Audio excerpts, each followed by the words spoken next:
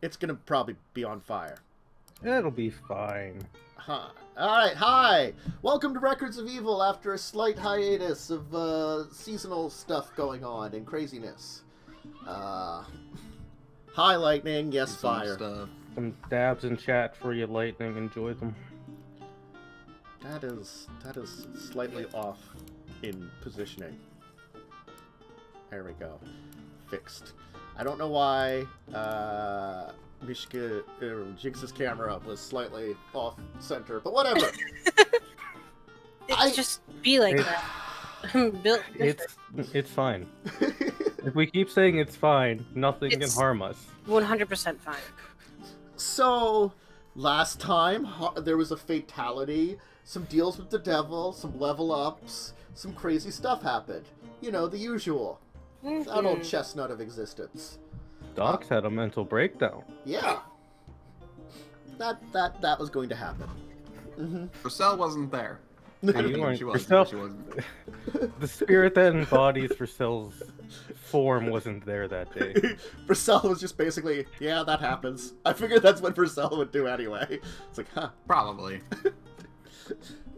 Get over here. Fatality. Yeah. Someone got their neck snapped, head torn off, heart ripped out through their throat and eaten. Yeah, it was good times. That's normal stuff that happens every day. Yeah.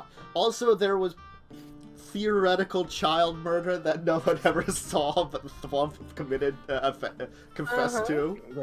Yeah, that Flump. Oh. That Flump became like a human, right? Yeah, he's a real boy now. He's a real boy now. He's effectively a Yakuza. But no. We're gonna come back and he's gonna be literally the head of everything. Watch. Sounds about right.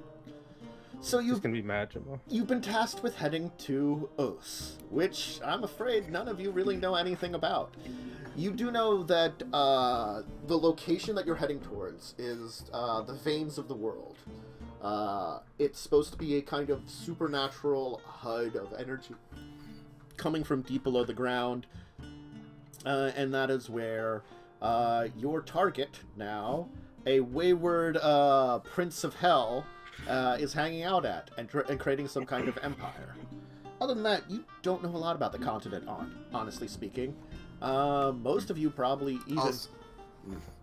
Also, we did talk about what my wish was offline. Yes.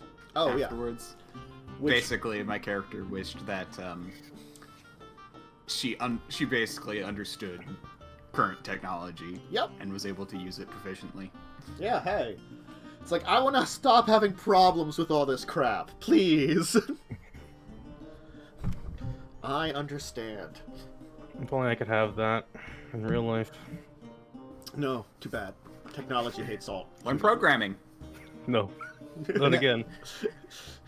I'll be honest, that doesn't make it better.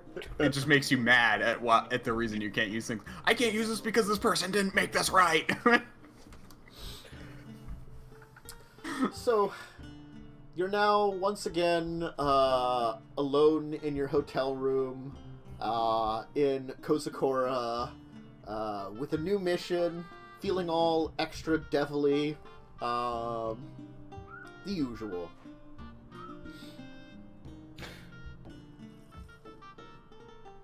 Good times, good times. Well, that's always a treat when he shows up. Doc is gonna start drinking alcohol again.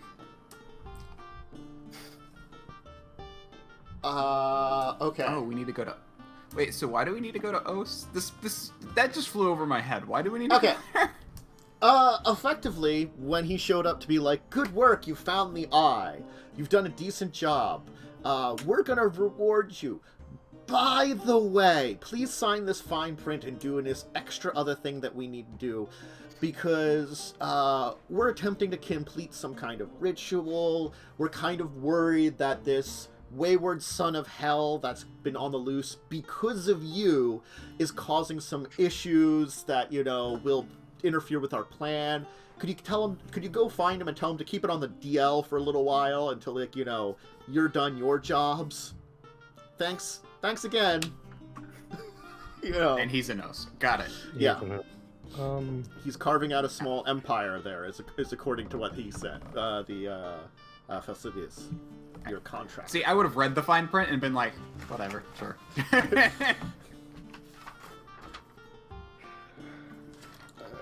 Well, This. I guess we have our destination. There we go. I have the correct paperwork. I had it on top. Oh, nice. Yeah, I know. Look at me, being all, like, on top of things for once. I'm not gonna understand my notes, but... Docs is just gonna reach into the bag of things we looted and just pull out the talking sword. Mm-hmm. I'm gonna go sit with this for a little bit. Mm-hmm. He's just gonna sneak off. Okay. Oh, God. Honestly speaking, we've missed so many weeks I forgot about certain things that you did, like the bag of horrible things. Bag of horrible things, talking sword, potential curse. Uh-huh. Sword, the eye ring, the beast mask, the ritual's dagger, the eye of Asmodeus, and 7 other things which I did not define. And they're all very evil. There's a bag that is literally, like, oozing evil. Like, you know, just sitting in your hotel room. Just out on the bed. That's where I put it. Yeah, it's on the probably got, corner of the like, bed. a black aura that's visible to, like, you know, everybody that's just kind of, like, oozing off of it. Like, that's a thing. You just see your bard take a sword out of it and leave.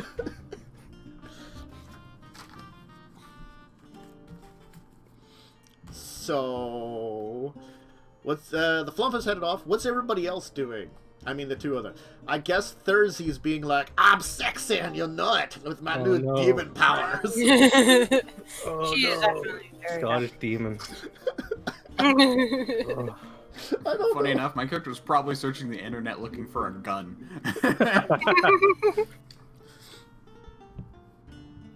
I can also wild shape and then hang out with her. Yeah. Just a random devil, just vibing with the coffee. Mm-hmm. It's like, oh my gosh, this makes so much sense now. I like how I didn't have any idea what to do or where to put the fact that I can now wild shape into devil, so I just stuck it into the bio area. By the way, what's this sword called? I haven't given it a proper name because I forgot to do the artifacts, Oh, unfortunately. the items. Yes. So I know I wanted to give it a name, but I hadn't. Well, I've got an idea of what it does, but I hadn't given it a proper name, so I will give it to you. Also, it like kind of speaks to you, so we'll just say you're like working on that, and I'll give you the name, like, you know, as it deepens its bond with you and gains more influence over your mind. Yeah, no, this is fine. Also, I basically am forming a warlock bond with this because I took 2 levels in Hexblade. All right. Great plan. All right. So, Dox is enjoying some time with it. Therzy and Mishka are enjoying their new devilly powers. Vercel is trying to find a gun online.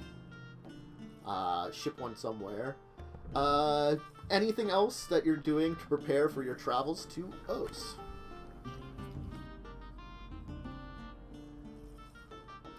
You are currently, of course, in Kozakura, in the city of... My brain will probably not remember this, but I can open the map quickly.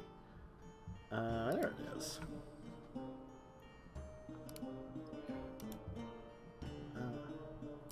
Phone ringing in the house. But anyway, you're in the port city that you came in originally to, so you know you could get a boat out of here, certainly. You'd have to probably figure out when the one is going to Osse, because you're in Odako. Thank you, brain. Yeah. Well, first thing, after spending time with this talking sword, it's definitely not evil. I'm gonna call Lay an informer on the going-ons. There appears as you call Lay, you hear what sounds like some, like, techno music in the background, very loudly. Hi! How's it going? Well, things are a little complicated, but we found the eye. Oh, that's great! I shall eviscerate you with dance moves! Well, it seems like you're having fun. Hey, give me that phone! Give me that phone! No, I'm on the phone right now. He wants to talk to me. No! Hey! Should I call back later? No! Look, I got the phone away from them. It's okay. We're under control. It's just a little bit of a party. Don't worry about it. I'm making sure they're not breaking anything expensive. Okay. They'll probably... Did we own anything expensive? They'll probably... I'm just gonna say this here. You don't have, like, oh, God. I can't remember the name of it. The renter's insurance. The, Oh, a deposit. I don't think you're getting your deposit back on this place. That's not really my problem. That's fine. So you got the eye. Great. When are you coming back? Bit of a change of plans. We have to go to Osse to deal with something these 3 idiots caused. I don't know when it happened, but there are 4 of them now. Excuse me? 2 others showed up. I don't know where they came from. Oh, Lord. They're also... I think Lay's a bad influence on them all. Lay's a bad influence on everyone. Alright, well please, hurry back. I don't know how many illnesses I can fit in an apartment and keep sane. I'll talk to the others. Also, a 5th one might be joining you. Thursday's, done something. And then I just hang up. You just hear the shit.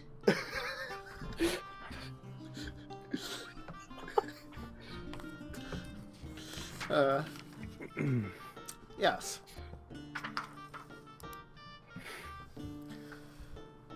Yep. I go back to the hotel room. Uh-huh. Well, we've got problems. Lay? There's 2 more Ernest Ah! in your apartment. Oh. They're probably here to see my mighty. Liz. Look at these muscles I got all of a sudden. I prefer not to look at that. Thank you. Put a shirt on. Who is this? This is Thursday. Oh. Right. Let me just I flex forgot- them. She got buff. I forgot that Jess wished to that be an Tentus does Ernest. justice with it. Well, that Jess does a or that Tentus does a Scottish accent. You for can Jess. thank Carrion Crown for that. I replaced Jess with a Scottish accent because I couldn't do a great British accent. And it's just stuck with it now. So bad. I mean, he does it in Legacies of Kain whenever he's Yep. replaced her. Oh, you're gonna have to deal with that too. In every game that Jess needs to be replaced, it's Scottish Yep. accent. It's Scottish NPC Beatrix or God. Dawn or Thursday. So, how are we going to handle this? Your apartment might get burned to the ground. Ah.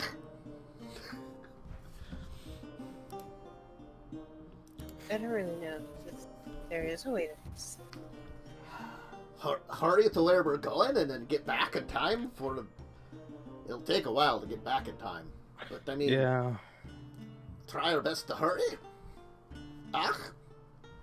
It's the answer. Does anybody know about this Osse place? I know nothing. Yeah, I've got nothing. Wait, I can roll for her to see if she really does know nothing. I'll be shocked. She knows nothing. With my newfound knowledge, can I look it up? Sure. I Google Osse. You Google Osse. Alright, so Osse is a pretty wild continent. There are large tracts of it that are unsettled. It's known for very heavy spiritualism, with the Oslanders being the native people, though some people from Faerun and from Kara-tur actually settled certain parts of it.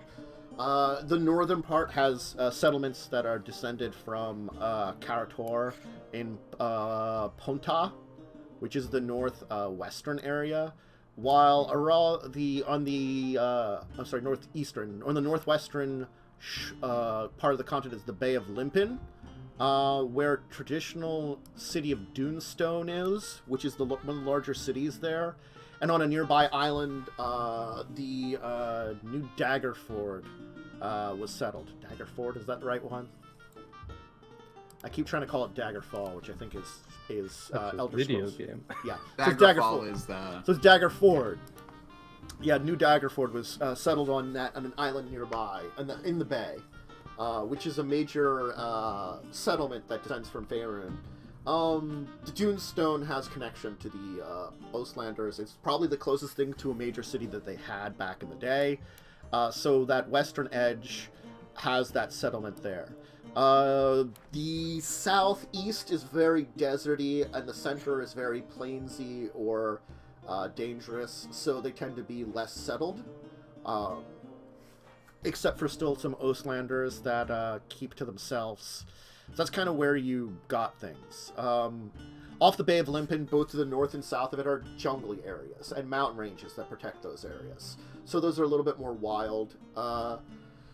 The jungle areas are filled with strange creatures. Many of them are quite large. Strange, like, lizards. They're different from dinosaurs, honestly speaking. The deserts and the wastes and the plains are hunted by massive creatures that stalk them. Another reason that not many people live in that central region is that it's very dangerous. Things that might be a couple 100 feet tall exist in that area. Massive creatures that the mountain ranges and the natural borders keep to that area. It's also said to be a very spiritual, magical-based land. So anybody of a who can connect with nature spirits automatically feels more. It's said that many modern-day druids will take a pilgrimage to Osse to connect deeper in with nature spirits and stuff, and to learn from the Oselanders, the native people of the land. So, that's kind of the basics that you can find out very easily.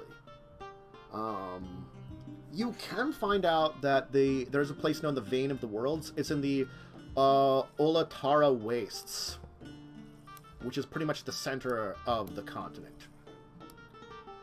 Which is a continent, so it's... If we're talking about distance-wise, from Dunestone, it's over 1,000 miles. Or, is it kilometers or miles on this map here? Let me just check. Oh yeah, it's about 1,000 miles away from there. But granted, that's an island, and you're not even getting on the shore. So it is a very difficult journey to get to where you need to go, because it's the center of a continent.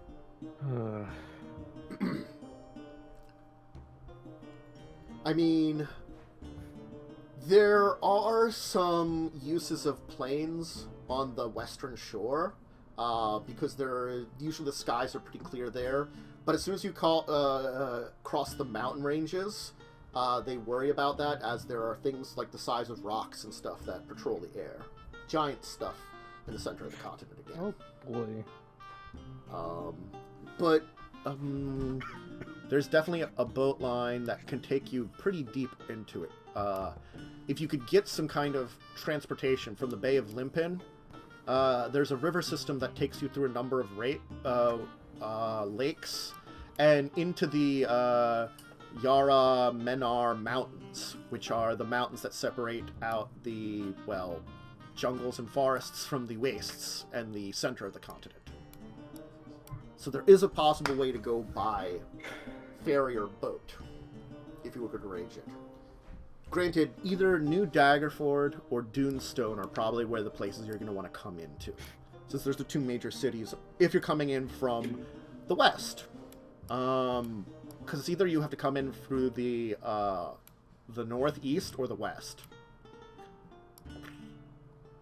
Again, because those are the major settled areas. You could also go in through the southeast, but of course then you're landing in desert, and there's only a few small port towns that exist there.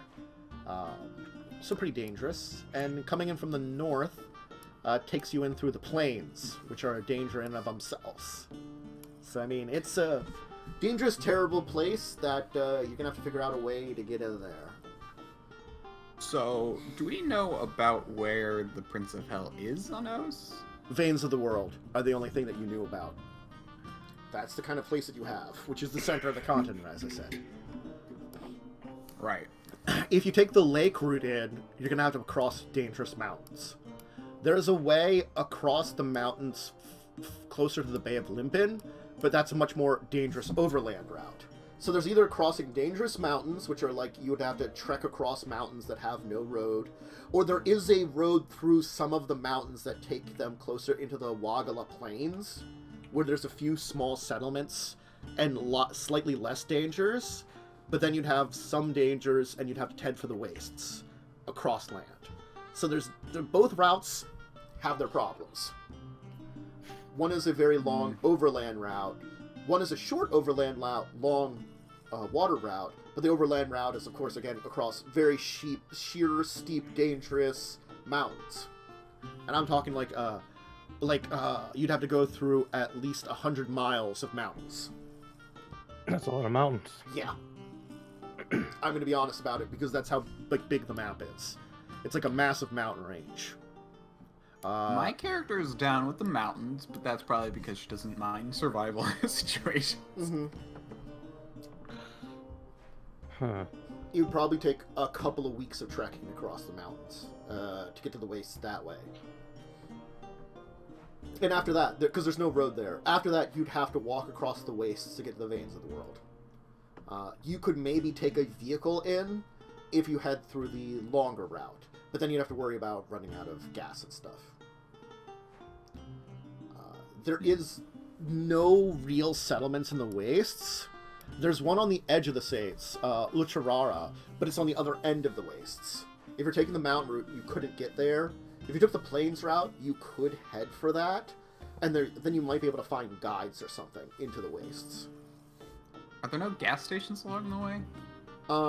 There's a couple, as I said, there's a couple of small settlements, especially in the Wagala Plains, which you could use the plains to get to Olatara. But like, as I said, through the southern mountain route, which is very quick, mostly over water, it's overland. You couldn't take a vehicle. The northern route, yes, there's some places, but the gas stations are far and few between, kind of thing. It's the outback. I understand. Yeah. There's the plains version of Outback, which you can kind of go through and has some dangerous creatures, but it has been partially settled, which you could then either head straight into Ultravara, which there really isn't settlement, Ultravara Waste, or you could go to Ultravara, which means you'd have to skirt around the waste, which would probably take a couple extra days, honestly speaking, of driving.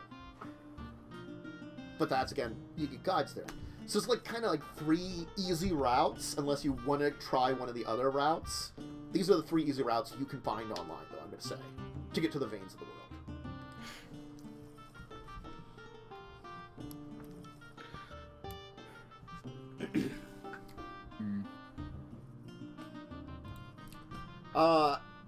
I'm not much one for survival. Because I don't think there's much one for survival.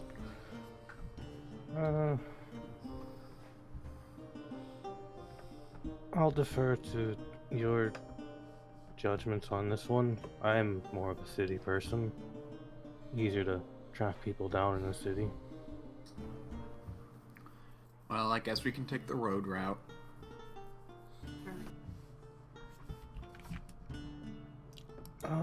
By the way, small thing. It's definitely not a problem, don't worry.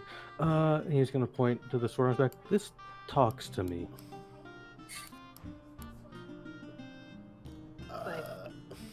Full conversation? Yes. What is it saying?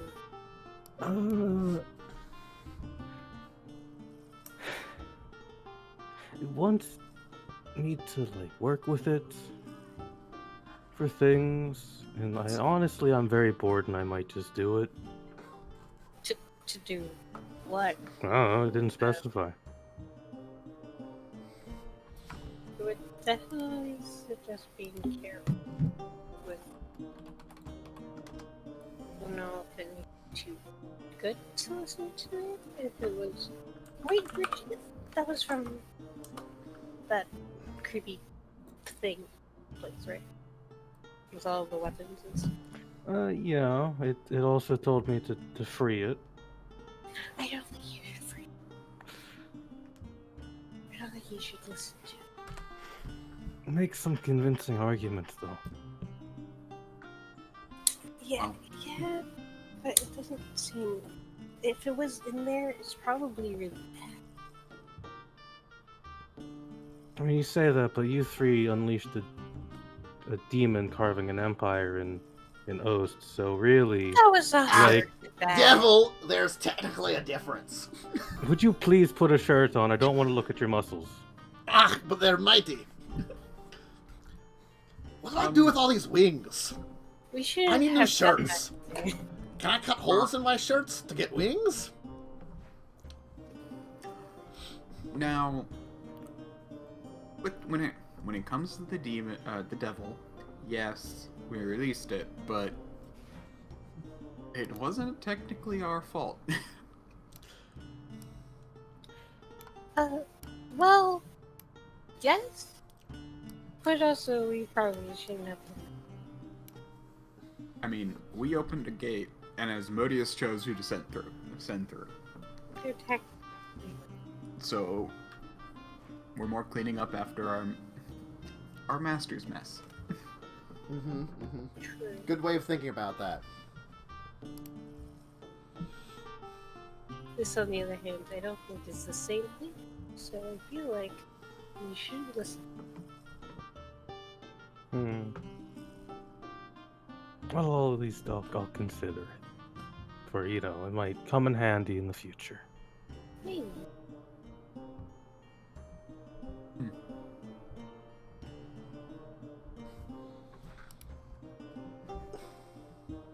Anyway,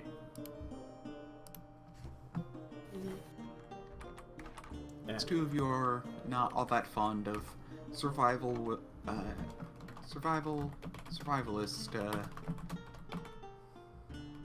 travel, then I guess, yes, we could take the car route through the small settlements and plan carefully.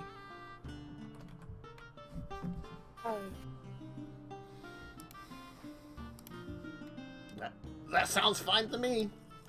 Alright, Yeah. so again, the major boat lines that come in to the Bay of Limpin are either going to go into Dunestone or New Daggerford. Which one do you want to head into? Your choice very easily. The difference between them, minor. If you're going to take the car route, you're going to want to go to then the smaller city of Tarariki. Let me just write these names down for you somewhere where you can see them. So, Dunestone or New Daggerford,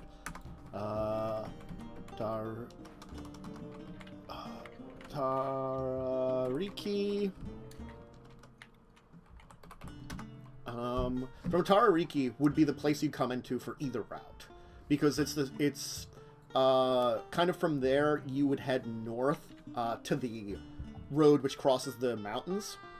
There's basically like a 20-mile stretch slightly to the north where there's a road that's been cut across the northern part of the Yaramenar Mountains, rather than it's next to the river, which takes you through the two lakes to go to the south road anyway. But from there you could get a car and head up. The first stop would be Atheroto.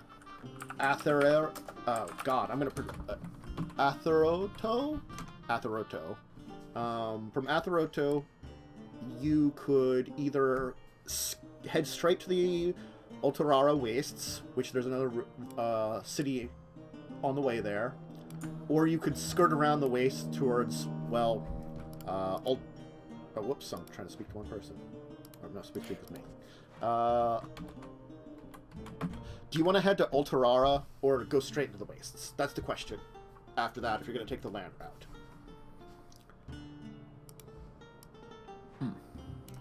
One, you go to a city where you could find like a guide or information about the Wastes. There wasn't a lot of information about the wastes online. There was some basic information. It's a very dangerous place.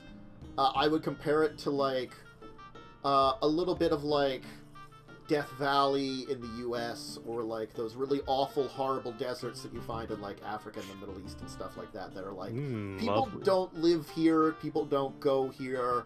It's awful, you know? It's the kind of place that just kills people. It sounds like a lovely vacation spot. Yeah. And a fine place for things that don't need to eat or drink to carve out an empire. Yeah. And that are probably immune to the heat. So, which way would you prefer?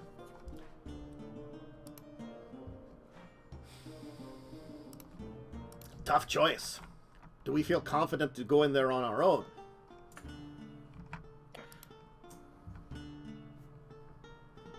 Okay, she's quite happy as well. This time I jumped in.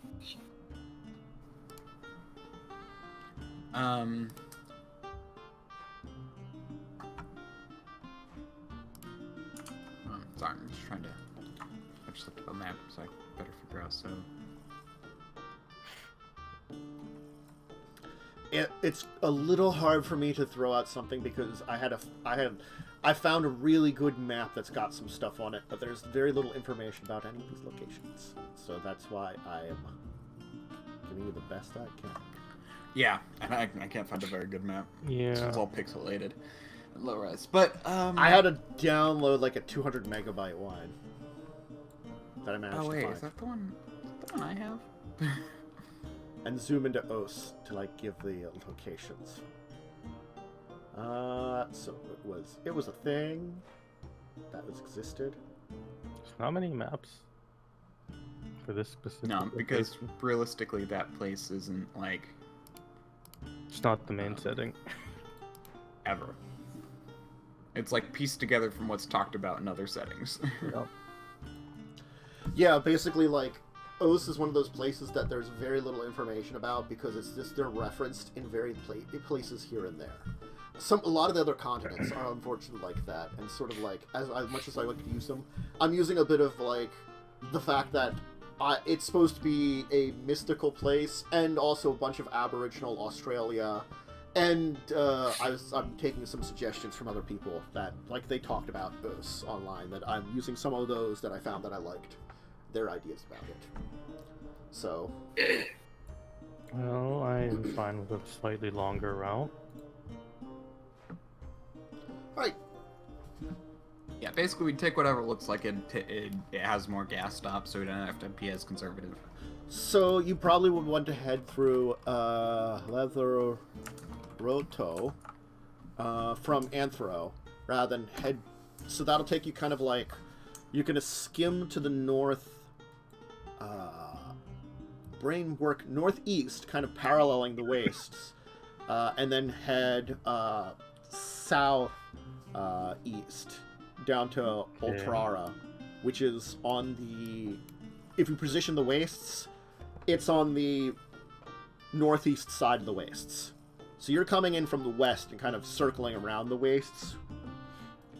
Fortunately, the truth is, this is going to be a little closer to the veins of the world. If you took a direct route by car, it would take a little longer, because the veins aren't technically in the center of the wastes. They're a little to the south and east side of it, fortunately. So, good. It helps a lot.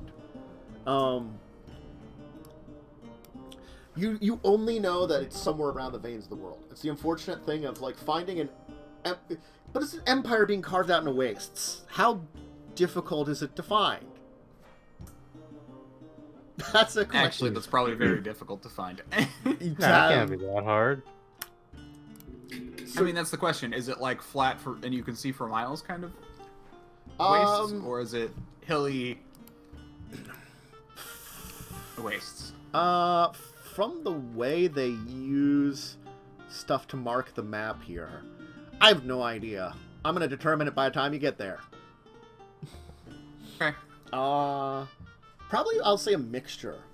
There's probably like a couple of like hills and stuff, but it's like a lot of like flat, dry dirt in a lot of areas with like no life whatsoever. it's certainly not going to be a sand duney area at all. So there's not a lot of sand and stuff. It's just like cracked earth in a lot of places with these. Actually, I like the idea of like it's almost like the like kind of like mesas or stuff. So it's like kind of like those like juts of earth out of the wastes. Yeah, that's actually kind of how certain aspects of the Outback look. I'm looking at pictures. Yeah. So I like the idea of like it's just dry, cracked, dead earth with no water, no nothing. Things just don't live there really with the cracked land. Like supernatural creatures that supply themselves with magical energy to survive are what known to live there mostly. A few natural things find the secrets of places where there's water and stuff. But it means that there's like vast differences in the things. Some of the most dangerous creatures do exist in the wastes, I'd said, just because their natural habitat is there. Very large, massive creatures.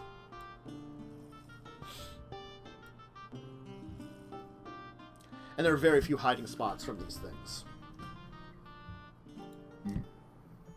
But, anyway. Yep. Well, shall we get going then? Find a boat. Or directly over the ocean, we might be able to get a plane.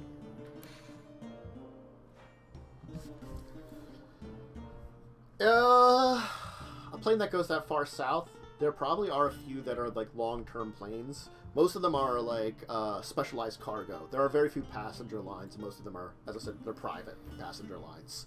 You could probably try to find. That's one nice thing about. That's one nice thing about things in the ocean. They tend not to be as territorial about the sky. Yeah, that is the advantage, and this is like a direct route.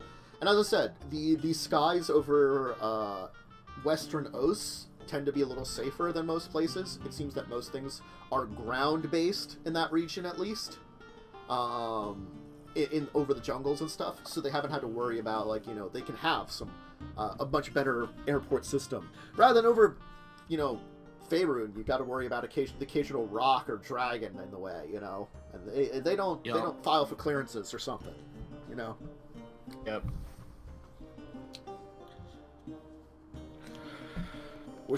Or your plane's going along and sudden griffin attack. I mean, you pissed off the griffins. Like a swarm of griffins are on top of you. You're like, not the griffins again. Anyway. I mean, you've seen how cats react to loud noises. Just Yeah. imagine a plane flying overhead and you can fly. And then just catbirds. They're just like so messed up. Rawr!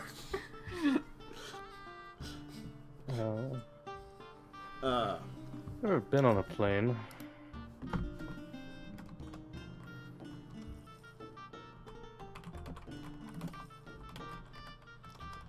On our first break, we're gonna have to talk about the extent of my knowledge because we agreed on what I got, but we didn't actually talk about what it meant. It kind of means that like it's less that you like know stuff and more that like when you try to interact with something, you know what you're doing, kind of thing. We'll kind of say. So it's sort of like the technical know-how, you know how to use something, and you sort of know how to fix it too. But it's less that you know it; it's more instinctual. So it's sort of like, oh, this computer's broken, and like rather than you just sort of like open it up and fix it kind of thing. Just like it means that like you can roll stuff kind of with advantage, and like I'll figure out the mechanics of it, too. Okay.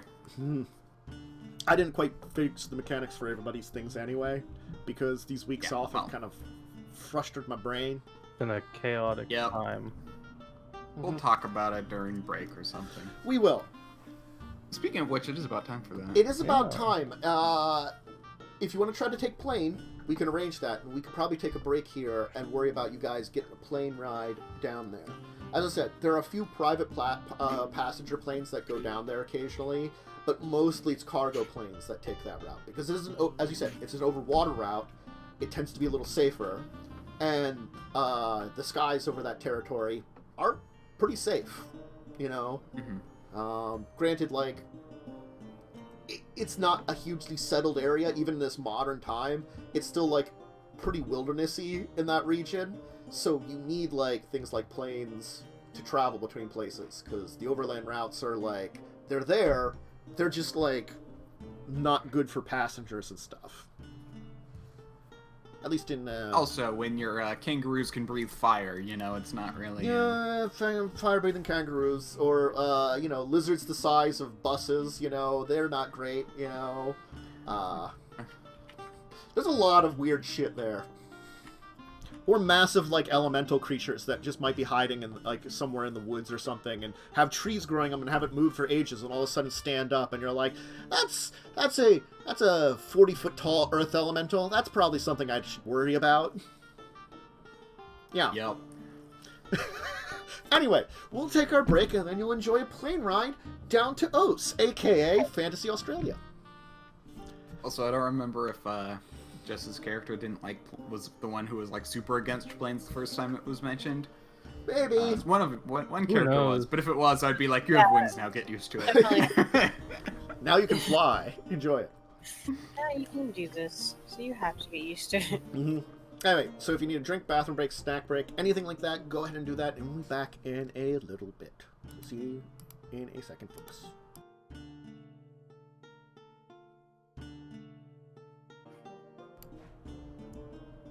Alright, we return. I did such great things as I managed to name all the evil stuff in their evil stuff list. What they do, I'll have to talk with Lightning about what they all do, like stat-wise in game. You like talking with him about standing stuff. Look, you have a bag full of, like, effectively evil artifacts that some guy collected on a whim, and you have, like, you know... what they do are probably horrible, and, you know, it's the age-old, yes, they can do great things, but they also have, you know, horrible drawbacks. That's the way most evil, horrible artifacts are like. Usual. See, the problem about talking about lightning with them is they'll be like, and this should kill the party, and this should kill the party. No. You totally lived through that horrible thing that will happen. Yeah, it'll be fine. All your skin must be flayed off. I mean, I did define what one of them will probably do pretty well. Yeah, that's fair. The only one that I really have defined is, like, the eye ring, which is supposed to be the portion of an eye of a Beholder Hive Mother, which you can use Beholder Eye Ray powers, but then it also, like, Beholders sense it and are probably angered to it, which Beholders suck for you guys to show up. Yeah. So it's like, a lot of power, a horrible giant eye monster showing up. Anyway, you're heading to Osse. You were trying to get a plane. If you're looking for a cargo plane, there probably is a number of cargo planes that fly out from this region pretty much daily. There's one major airport here in the capital, in Kozakura. Let me just quickly reopen the kara-tur map. Zoom in. And awesome, to get our Yakuza friend to help us arrange a flight on a cargo ship. There is a major airport out of Doju. Again, there are probably like a couple of major airports that fly things out of Wa, out of Awaji. There's a major airport. There's probably a bunch on the coastlines, in down south in like the Tian and the Sholong Empire and stuff like that. But yeah. As for passenger, that's kind of like, you could probably arrange it. Most of those don't have a set schedule necessarily. They tend to be a little bit more expensive. Cargo doesn't really take passengers though, normally. Unless you would do something like, as you said, arrange with your Yakuza contacts to basically smuggle yourself on a cargo plane. That's why I was thinking that. Yeah. Can do. The only thing about smuggling yourself on a cargo plane, it's probably going to be cold. You know, it's the old, you know, it's not heated in the back and you're going up high into the air. But, aren't you reptilian? Yeah, that seems like a bad idea. That's a good point. That would be problematic. You're like, man, I'm like, wait a second. Hold on. I didn't think through that part. The Versailles sickle when we get landed. We Uh, just carry her around in a nice pot.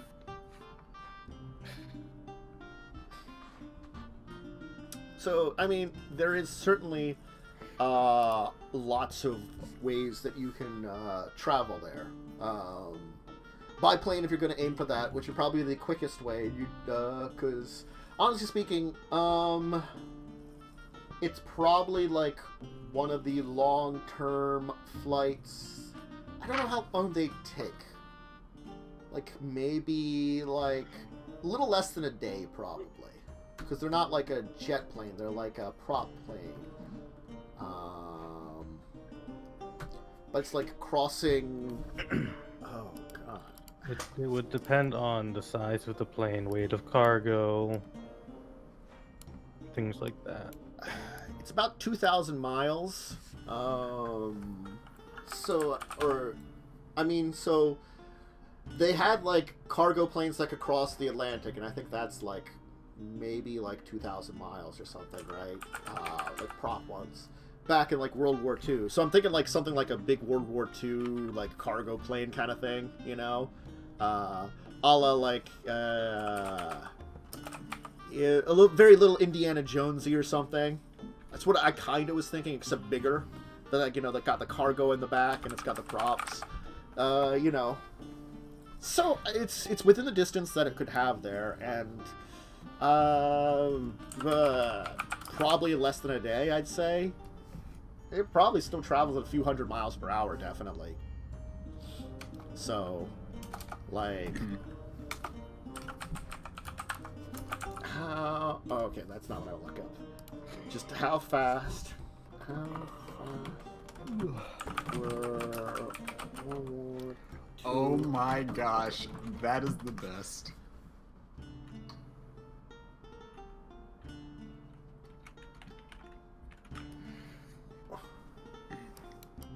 rock planes? I know it takes less than a day for just Okay. to travel from UK to New York, so Well, yeah. Oh, well, that's probably a similar distance. that's a jetliner too, which goes a little faster. Yeah, so also- probably like a day. I'm I thinking gotta say, the fastest prop plane was 500 miles per hour. So even if I said like it was like a 200 mile per hour one, it's still 10-hour flight. About, Yeah, you know, even if we say it's a Still- little slower, you know, it's you know, still a long flight. it's going to be a long flight, but it'll be less than a day to get there. While the boat would probably take a lot longer. Certainly. Because you'd have to get on, like, there probably isn't a lot of, like, passenger ships that go down that way. There's a few, probably, but most of it, again, is cargo. Again, like, because Osse is not, like, a tourist spot. It's the kind of savage lands kind of thing, you know? They don't have a lot of tourist traffic. They got people that are coming in there to exploit resources. Cough, cough, cough, cough, cough. Anyway. by Thank the you, way, Lightning. I now have locate creature, which will come in handy when we need to. Top locate speed the girl. 280. Okay. So the DC 5 at top speed of 230. So we say like, you know, it'll be like if you can get on a passenger plane or a cargo plane, it'd be like half a day at very cold temperatures. You know, relatively cold temperatures. Nice. Ignore that. I'm adding in spells. Nice. Well, are we taking the plane or are we taking a boat? Boat would probably be a lot slower because again, like Yep. the boat probably gets up to like maybe 60 at most. I For feel like we would still need to figure out how to keep Versailles alive either way. Yeah, if it's like a biplane, is that one of those ones that has like open to the air? No, not all biplanes are. Don't think we'd be going on a biplane. But yeah, cargo Okay, plane, we yeah. have to figure out how to keep me alive. But with the use of help, we might be able to just get us in a box that has heating. Yeah, Maybe? water would be so much longer because yeah, it'd be like about like maybe like 30 miles per hour Yeah. instead of like Mm-hmm. 200. Yeah. Yeah, we should probably try to get a plane Mhm. and a box for ourselves. Mhm. Ah, maybe we can pick up a couple of those small heaters or something. Ah! There you go.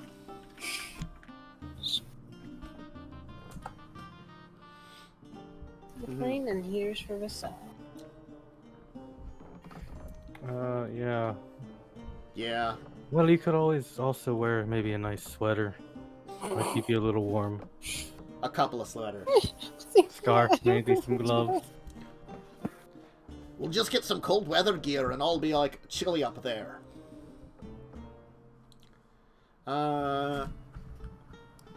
How cold do cargo planes get? I think Ooh. very. 7 degrees centigrade. If they're, you know, it's traditional, like, the cargo area. That's 45-ish. Yeah. So it's above freezing. Mm-hmm. That's still bad. That'd be still bad for. It'd still kill a reptile. Uh-huh. And that's, again, like, that's definitely saying, like, because probably most of these cargo planes, unless they have, like, live creatures that they're transporting, they're not gonna have heated backs areas. Yeah. And probably a certain planes that travel at certain times for, like, animal shipping, which isn't very often. In fact, probably, I'm gonna say, most likely, if there's animals that are getting shipped in, they're probably on boat. They probably just take the boat over then for animals. They take the extra time.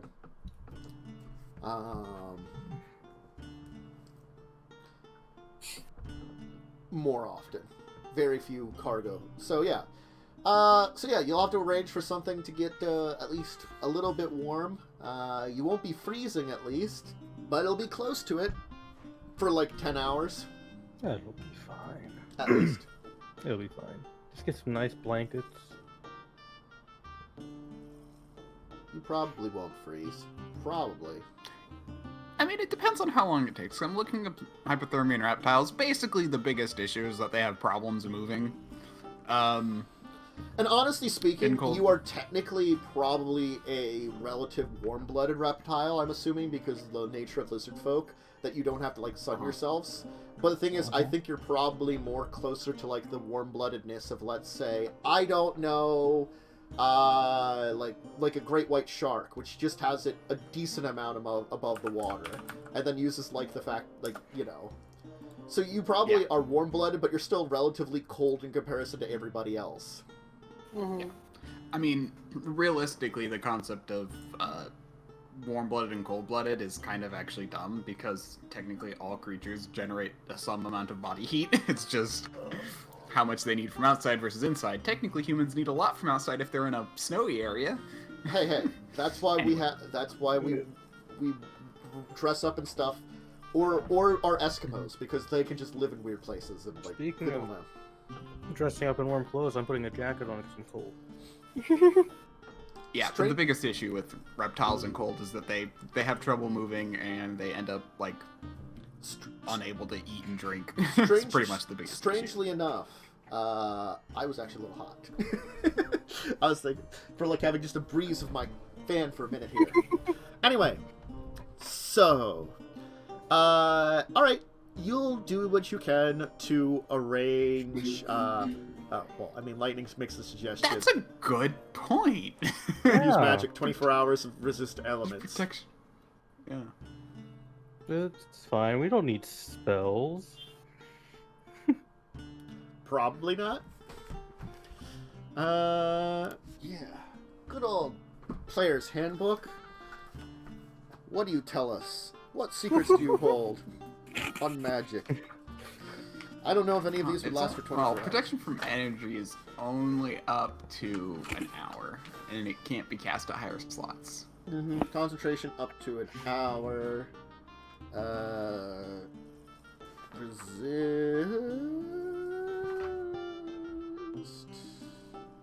I don't think they have 24-hour spell of resist elements. I don't think they got No. that. Because they got rid of endure elements, I think. Which kind of was like a weird thing. I always liked that one. Good old endure elements. I remember when it was a thing.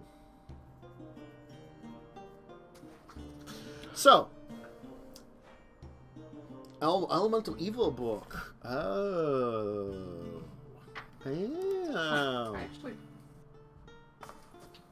Which of these is my folder that would take me to that?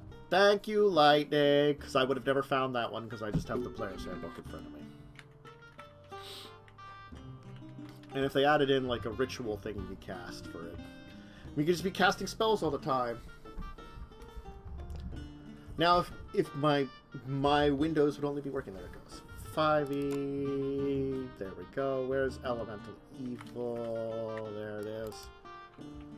Good old Elemental Evil. Player's Companion. What secrets do you told me about spells?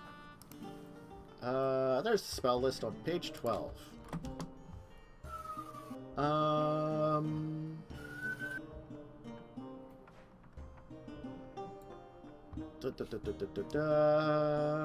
Absorb elements? No, that's one round. Yeah, absorb elements is a reaction. Yeah, not very helpful in this case. Don't think there's anything that would help, really. I mean, technic. and I don't think it's a cleric Spell-wise, spell at list least. spell. Because I'm just looking at like a thing that has spells from like all the books, and Yeah. no spells for clerics are from Elemental Evil. So Yeah. So not clerics. Yeah. yeah. Unfortunately, can't cleric it. Yep, for Reno. Well, we'll just bundle Vercel up in some cute sweaters. Hope for the best. Hope for the best. This will If totally it's a go. druid thing, then technically I could do it. Yeah. Actually, Oh, sweaters are druid. actually worse for reptiles because then they can actually prevent ambient heat from getting into them. But I We mean, need the heaters. Space heaters. yeah, pretty much we're just gonna get like a battery-powered space heater or something. good times. All right. Okay, I guess we find a plane. You could probably take some time, use your connections. Imagine we just don't even get a plane after all that.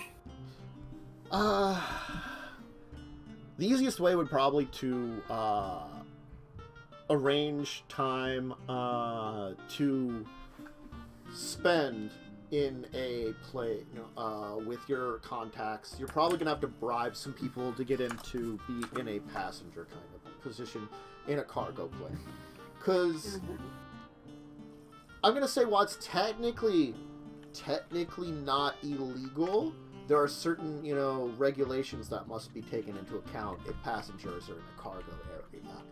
And traditionally, most of the planes don't want to bother with said regulations, So, either you could go definitely a legitimate route, which, would probably still cost you, or the illegitimate route, which would probably cost you a similar amount, but, less paperwork and hassle for those people, and they're just like, yeah, hang out back there. You'll totally be fine. Yeah. So you'll find someone that'll be like, if you don't mind the cold, I can take you where you need to go. I'm bringing a shipment in to Osse next week. You can wait. I will take you. Okay, that works for me. Okay. So he'll arrange it. You'll be able to pay it. Probably with one of your... You might use barrel treasure. You got some gold. He'll take gold or something. I don't know. We haven't worried about money up until now. Barrel treasure. You do have barrel treasure. Oh yeah. I think you emptied barrel treasure and put it places, because it's empty now. I don't even know Oh, I might have never what was in there. I don't think we ever put anything Oh, that's right. in there. I don't think I actually put anything in there. I Yeah. just put there to remember to give you Just barrel all treasure. the money we ever need in there. He'll take some gold from your barrel treasure and be like, thank you very much. It's probably way overpaid, this guy. Probably. Mhm. Uh-huh. But you arrange to take a plane ride from, of course, Doju all the way to, I'll say he's probably going to,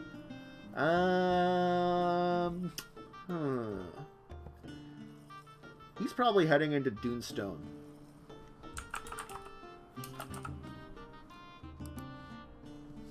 So that's where he's heading for. Okay. You'll wait around enjoying your time in the good old Kozakura for a few more days, as it's going to be like 5 days before he's journeying out again. After enjoying that time, though, seeing some basic sights, it's a very nice place, you know, the people are relatively friendly. You'll get on your plane ride. The airport, as I said, is busy with mostly cargo planes coming in and out. A few passenger planes, and the cargo planes are actually quite busy taking it to the other major airports along the coastlines and stuff in this region. So there's like planes coming in and out here and there, probably a few a day. Like it's not going to be like a major airport like we know, but it's like a pretty large-scale airport. Probably not like much of a check-in area, because again, this is more cargo-based, with like kind of probably small passenger places here and there, taking along the coastlines and stuff. Getting on the plane is not too difficult. You'll be part of the crew helping load up the plane. He'll have arranged for you to be effectively people that are helping bring some of the cargo in. There's a bunch of crates and containers that are being put into the back of this large cargo plane. There's unfortunately not a lot of room for you folks. You're going to be stuffed in with the cargo. Like the tiny heaters that you might have arranged to get in the past kind of days, you can kind of set up and kind of like, as you're sitting on boxes, have it like down around you. It's not really easy to sit around. You kind of set it like around you in places, and have another of these kind of like small electric heaters that you can use. That you can all kind of crowd around and like use them up as their power goes, switch to another one. He'll kind of laugh. It's like, hope you enjoy the cold, as he'll kind of close everything up, and it'll be an experience for a plane to take off. Everything in here is of course like strapped down and connected down. It's got like either netting or like straps over it to keep it in place. So there's not moving a lot of barrels, but it's the experience of lifting off in a plane that like, it's a unique experience. Like, you know, defying gravity in a large metal thing. And it'll be disconcerting for all of you, of course, because none of you have encountered this. Granted, like, probably Therese's experimented with flying, but flying is under your own power. This is like taking yourself into your hands of a massive vehicle, and it certainly just washes over all of you. Probably there's some nausea about, because I don't know if any of you got seasick. I don't remember if we said that. I think Thursday got seasick. Thursday's probably not feeling great again. So, it'll be a cold, hard journey. But with your little heaters and dressing warm and preparing for this, with all your materials kind of packed up in a number of bags and stuff, you'll enjoy your long journey. Just keeping to yourselves, kind of figuring out a little bit about what your plans are, and seeing about arranging them. You'll know that once you arrive in the city of Dunestone, you're definitely going to have to get a ferry of some kind heading into Taurariki. And the city itself is, as I said, it's a large city in the center of the island. So that's where the airport comes into. The island itself, I'd say I'd compare it a little bit like, it's a very large island, so there is a number of smaller cities outside of it, and Dunestone technically takes up the center of it. The island itself is like, you know, it's a 50-mile across island, you know, so it's pretty big. And you'll have to go to one of the smaller cities on the coastline, one of the small like villages or cities, in order to get a boat out. There is a major port on the western shore, but you might not want to head to the major port. Eventually the plane will arrive in Dunestone then. And Dunestone is an interesting city, as you can see the very ancient parts of the city built into the modern there. It's sort of similar how, like, Kozakura kind of built their, like, modern aspects that were developed in other parts of the world into their ancient culture.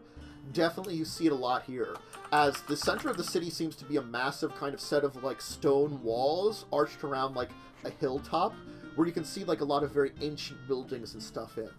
And then, of course, all around that, it kind of spreads out the more modern aspects.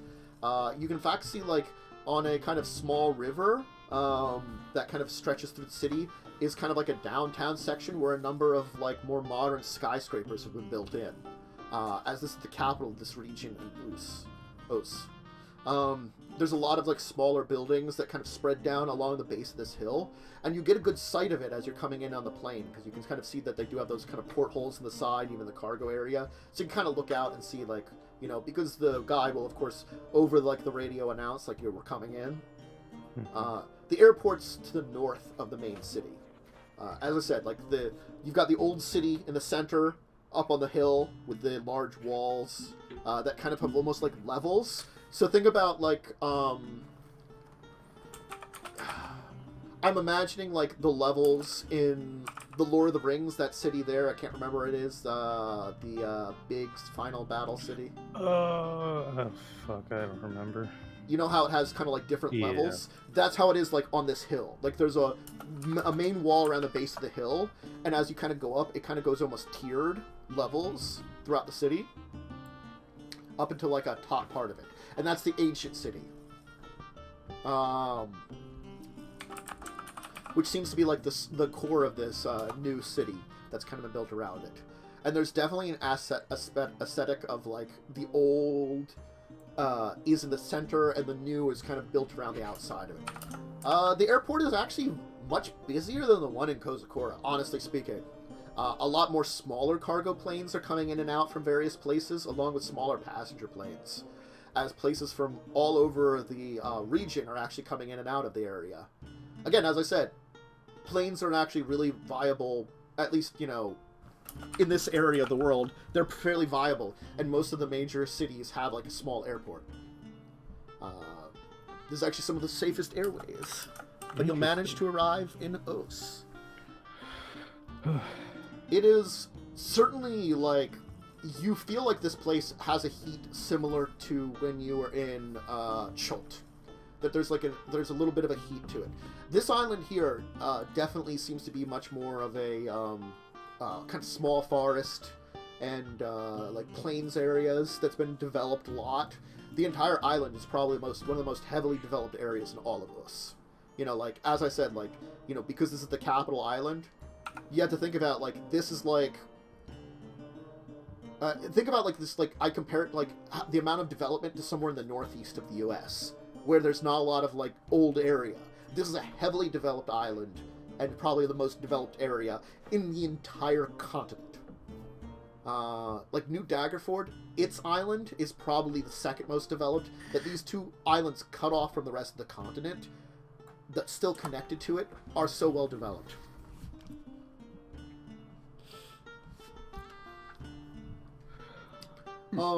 It is fucking hot.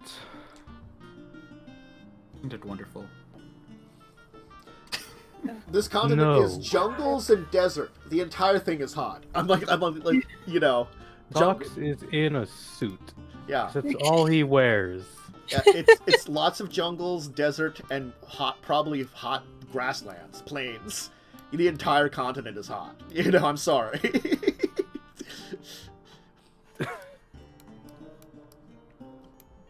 I need to find some better clothing for this. And then Dox is gonna go try and find a clothing store to buy something that won't give him a heat stroke. You'll probably have to take some kind of taxi, which I'm probably sure there will be plenty of taxis that will take you into Dunestone proper. The city, there's plenty of hotels and stuff that you can find. As I said, like, there isn't, like, majorly, like, a tourist area, but probably people traveling in amongst the various cities of Osse come here. Like the major cities that all kind of go through the jungle, the water valley, the various settlements along the shoreline of the Drell jungle to the north and the Acacia jungle to the south, kind of have connection in here.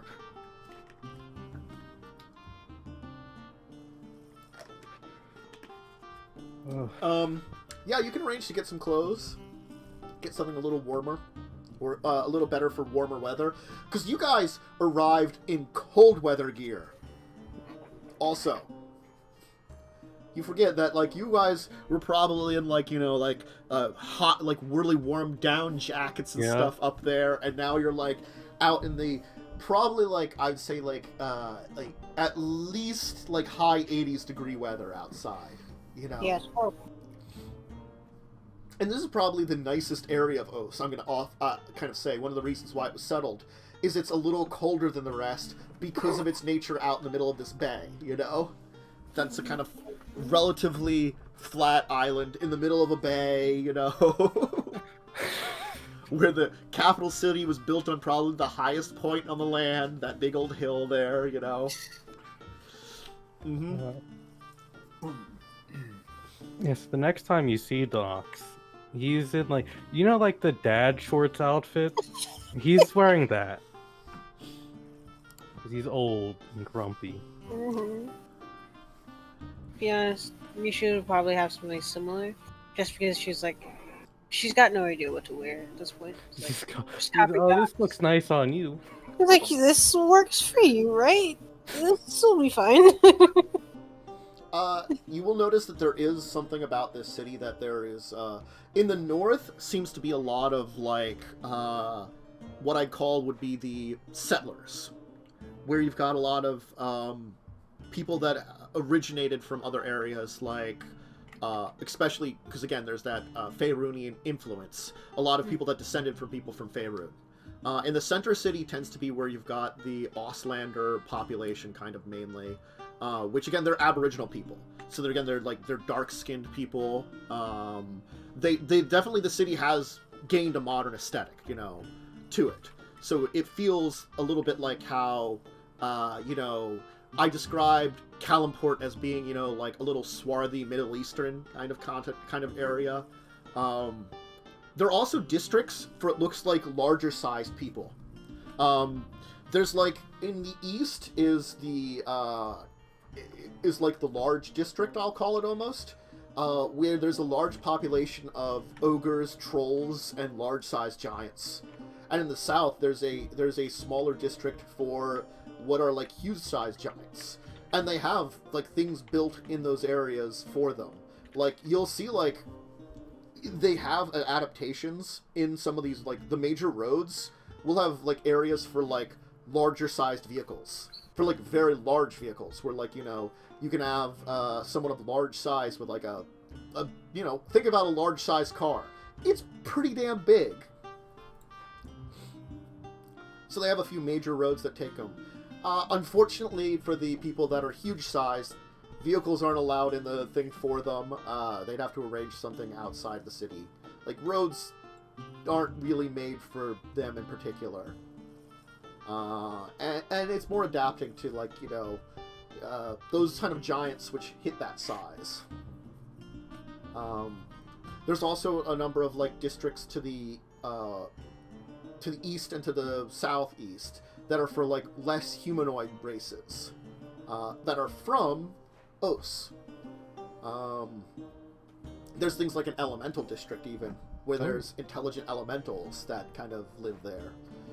This city here definitely is a melting pot of Osse. This entire island is. So you have, like, cities and settlements that are from these kind of, like, things. And already, though, Mishka, you can definitely feel something special about this land. You know, there's, like, a magical energy coming off of it that you're connecting with because of your nature as a druid.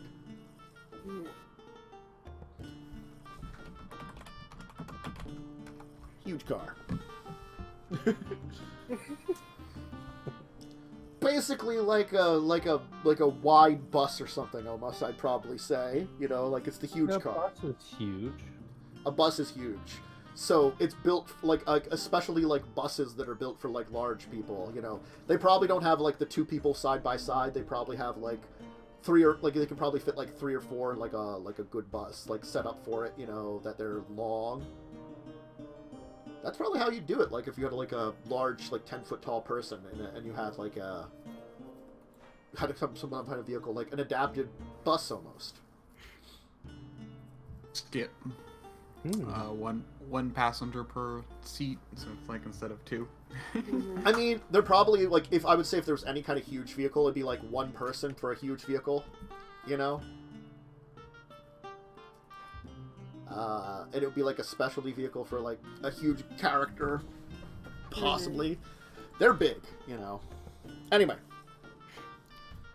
So, it's definitely an interesting melting pot of a lot of things here. And there's definitely, like, one of the interesting things you'll notice about it is that, unlike a lot of the cities that you've seen now, there is a huge thing of nature in this place. Like, even amongst this place, there's, like, trees and stuff growing. And even, like, there's more modern aesthetic buildings built around trees and stuff. There's definitely this, like, in the Faerunian district, there's a lot less of that. But as you kind of travel the city and get to know it, that's kind of how it is. So, having arrived, what is your plan of action? You know that you have to get passage to the next city, and you have to then arrange to get some kind of vehicle. It'll take you long term.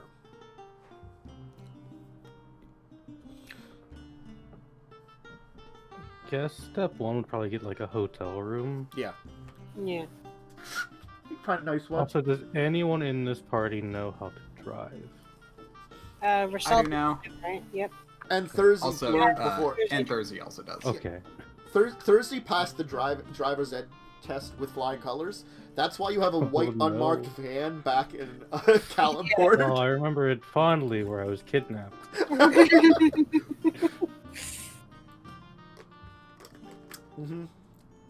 To be fair, you did stalk us first. Uh-huh. I mean, shoved him in the back of the van. It's like, hey, you're coming with us now. Come on. Listen, Into the that's van. what happens when you stalk us. Apparently. Well, if you get any other stalkers, the same thing will happen. It's Yeah. okay. Just shove them in the back of the van. So I guess you're part of the party now. Join us. Hua! Into the van you go. There we go. At least we didn't have Bob with us. Cupcake! I was gonna say he's talking really politely to Thursday about cupcakes and then turns into dogs and just screams.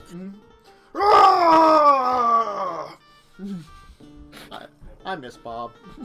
You just don't have a use for him right now. You're on adventures. Anyway. Alright, so, it'll probably take you a little bit of, research and asking kind of the locals about the easiest way to get to, Tarariki. The thing is, you could probably take another plane ride to Tarariki very easily. You'd have to arrange for a passenger plane. There probably is a number of them that head over that way fairly often. They're probably got like a booking system, I'd say. So you might have to book like a week in advance almost, just because they're again like as much as it's a large in quotation airport. It's still not like the airports we have. You know, it's nowhere near that level of, like, you know, sophistication and, like, insanity. Because, again, like, there's problems with airports everywhere else in the world except here, pretty much. There's a couple other places where airports are okay, but, you know. This has less fantasy monsters in the air. Advantage! Yeah.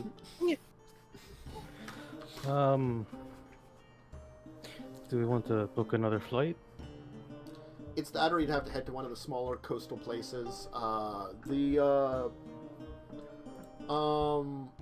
Rune, which is the port town, the major port to the west, could try to arrange something out of there, but that's a major docking area.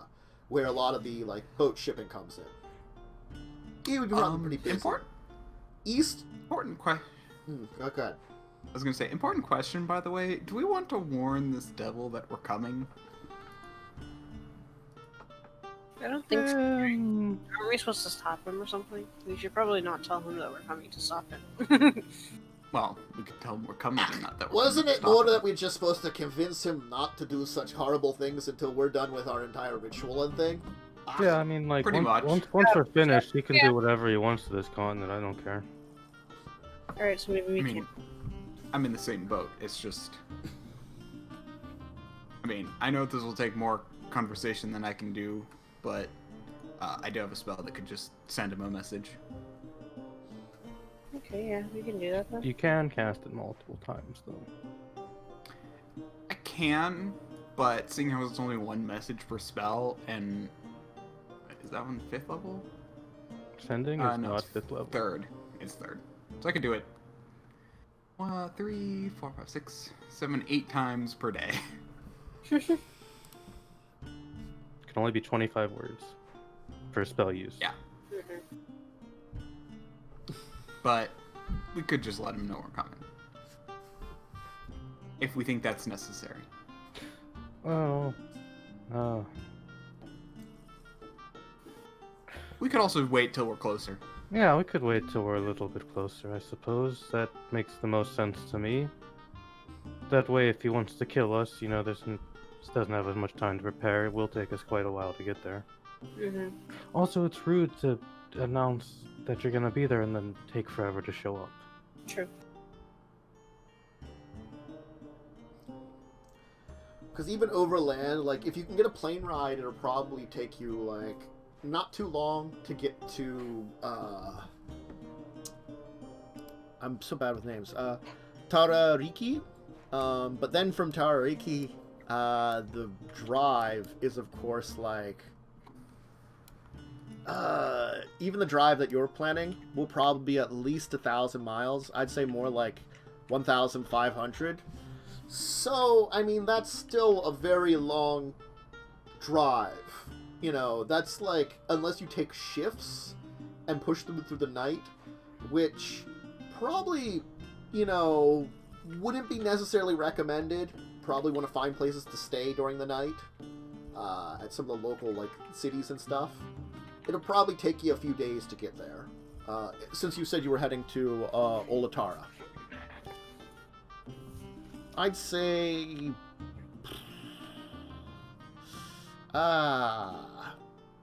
you could probably make it there in 3 days. 3 days journey?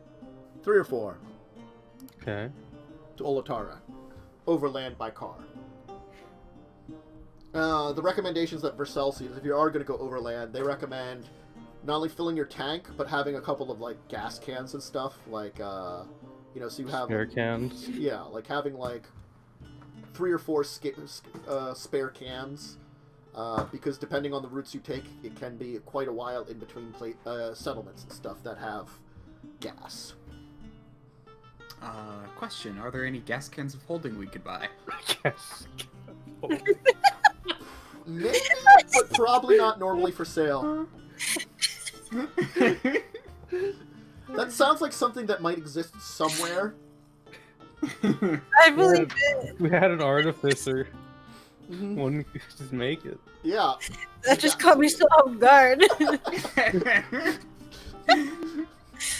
I could see it being somewhere in existence, something like that, but unfortunately not in this case.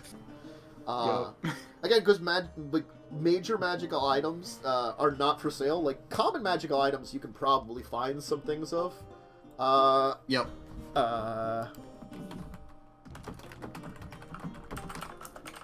There you go, gas can holding. Yep, you're welcome, Lightning. You're welcome, Lightning. Gas can holding. That's so good. Yeah. Can you gift it to us? No. Probably what they do have are probably like, if you're looking for magical based stuff, they probably, again, because like minor magic items technically tend to be around. You know, as I said, like there's like the room cleaning stuff early on that we talked about. Certain small things like that, like this case there might be like magic rations or something. You know, there are things that have like magically have the full like they're kind of like something like you get like a hero's feast or like crate food and water kind of thing. That they like or like a good berry. They have like some minor magic on them that you can like I can have this and like but they're instead of like a day's worth, it's like a meal's worth of like stuff where you can have like a biscuit and feel full for a meal. They probably sell those. They're probably like still relatively cheap, but like still like a little expensive because they're probably magical and they last next to forever kind of thing because of magic. Oh, so they have a bread of knobs and Xanathars. Yeah, probably. Xanathars had a lot of, like, common magic items. Common magic items probably exist. Those are probably the most ones that exist in most places. As I said. So, I mean, like, getting food and water supplies, you could figure out something. You could go a little bit more expensive and get some nice magical stuff, or you could just load up on some stuff once you're in, Tariki. So, again, you'll have to spend about a week in Dunestone before arranging the plane ride to Tariki, if you're going to take plane. You could arrange for some kind of boat over there, but it probably would both take... boat would take a while. It would take a little while. It's still, like, a good number of miles to Tariki. Probably nearly 500. So it's a good chunk of distance. We'll just walk 500. I mean, it's over water, 500 too. more. Yeah. Across the Bay of Limpin. Yeah. Bay of Limpin is a goddamn huge bay. It's like the Chesapeake. Massive. I think it's bigger than the Chesapeake, technically, when I look at them as map here and use the measurement tools. Big old bay. I'll have to, find where I linked this and share I guess it or something. Docs will work on getting a flight. Okay. It will technically not be too difficult to arrange, overall. You'll be able to definitely arrange something properly. Then while everyone else is out of the old apartment, he's just going to spend some more time talking to the sword. Okay. Against Mishka's wishes. Mm-hmm. The sword's whispering you about going someplace, devouring hearts, that sort of things. It seems to want you to go to, the Shar. The Shar, I'm gonna write that down. Mm-hmm. I closed my notes because I'm a goddamn idiot.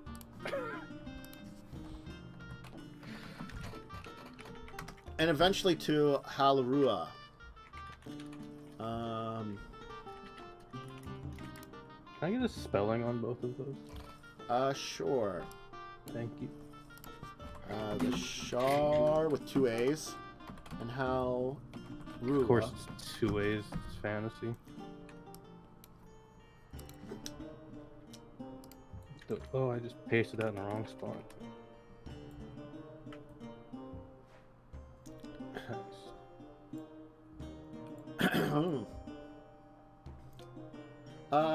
Halrua, that's something that probably many of you know about, is that they are, supposedly the descendants of Nethril, and there's Land of Magic. They were known for masters of skyships back in the day. You're not sure what the hell's happened to them. But the sword wants you to go to Shar and then to Halrua. As a player, I have no idea where either of these are in because I've never used this setting before. Yeah. The thing is, I've talked about in other Faerun games that I've been a part of or played in, we've talked about skyships from Halrua because they do show up in other games occasionally, very rarely. Oh, I do know where Shar is. And the Shar is next to the Shining Sea, so it's like it's on the inside, heading towards like the outskirts of Faerun from where you guys are living in Caliport. So it's like far in there. And, like, I haven't used a lot of the Shar or Nethril ever, but anyway, that's kind of where it's directing you towards. The thing about this sword that you have a feeling about is it wants you to look for something. You're not sure what, as it's sort of like it's whispers in your mind kind of thing. It's seeking something, and you have to go to those locations to find it. Okay. But while we're waiting for the plane ride number 2, why don't we take our second break here? As it seems like a good point in time to do it. As also you're talking to a sword some more. Yeah. He's not crazy. What are you talking about? No, he's fine. Just talking to a very evil sword. Mm-hmm. It wants to take heart. Which may or may not have the fragment of a horrible, evil, undead tyrant in it that wants you to rebuild his empire. I mean, that's fine. Totally normal. By tearing the hearts out of his enemies and having his sword devour them, etc. Anyway, we'll go on break here if you need a snack, a drink, or a bathroom break. Why do we get to have this but not a gas can of holding? Look, you found evil artifacts. None of them are a gas can of holding. The gas can of holding isn't evil. Asmodeus didn't make a gas can of evil. I'm sorry. Next time we get to have a gift, that's what we need to ask for. What a gas can of evil. That's concentrated evil that gas is pouring out. As gas. Oh. I like that. That gas can, it totally wants you to just pour out some concentrated evil from it. This gasoline, like, the flump. Does the car turn into like some kind of devil, like when you pour gas into it? Then, a la like Ghostbusters or something, with possessed vehicles. Anyway, look at the animated. It turns into a Lemire when you pour it out. Sure. Oh,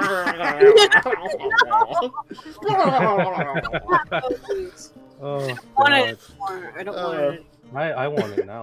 I don't want it anymore. Anyway, break going now. Be back soon. Boop it up. We're back. I didn't let go of the top. That was terrible. Anyway, hi. We're back. For a second, it was terrible, but it's fine. The fire's fine. It's fine, chat. Don't look at the fire. The fire's okay. Look over there. Nothing Ignore to the see fire. here. Super fun. So, after about a week spending time in this very interesting melting pot of a city in this area that reflects a lot of the intelligent creatures of Osse that have kind of become civilized, you'll head to the airport once again and fly your way to Tarariki. So Tarariki is on the kind of river that leads into the Long Lake and the Jolie Lake eventually. Kind of that valley line where the Karavatha forest is. Where a lot of probably the settlement in this area is, actually. That's probably one of the most settled areas. Next to those two islands, of course. It's I best describe it here as a little bit of a port town, a little bit of a logging town, and a little bit of like a kind of small settlement here. The place feels kind of large, but in a way it's like that, a large city, but also not large. It's that kind of thing that none of the buildings are quite huge. Everything's a little spread out. There really isn't that kind of same centralized everything as you get in a lot of places. And it definitely feels a little laid back, The Kavartha Forest, you don't have, again, like, there's an area, this coastline that probably tends to be a little safer. You only have, 1 foot massive poisonous spiders that, chase you around. And then, like, the medium-sized non-poisonous spiders. You only have, like, lizards the size of cows instead of buses. You only have 2 species of flesh-eating kangaroos instead of 7. You only have, the Tasmanian dire wolf. Or, I'm sorry, the Tasmanian tiger, the Tasmanian dire tiger. So, like dire thylacines, you know, you only have them. They're the size of dire wolves. Oh god. In the forest. You know, things like that. This is fine. Yeah. You know, and they don't have like cows and stuff like dude. They've got like farmed you know, you can see like there's a farm full of giant like, you know, cow-sized wombats. They're just kind of grazing, you know, so just big old wombats waddling around going Jesus, wombats are already fucking massive. you know, they're just like, you know, cow-sized sitting there. And I tell you, it's not easy to milk a wombat, but they figure out a way to do it. Even ones that are that big.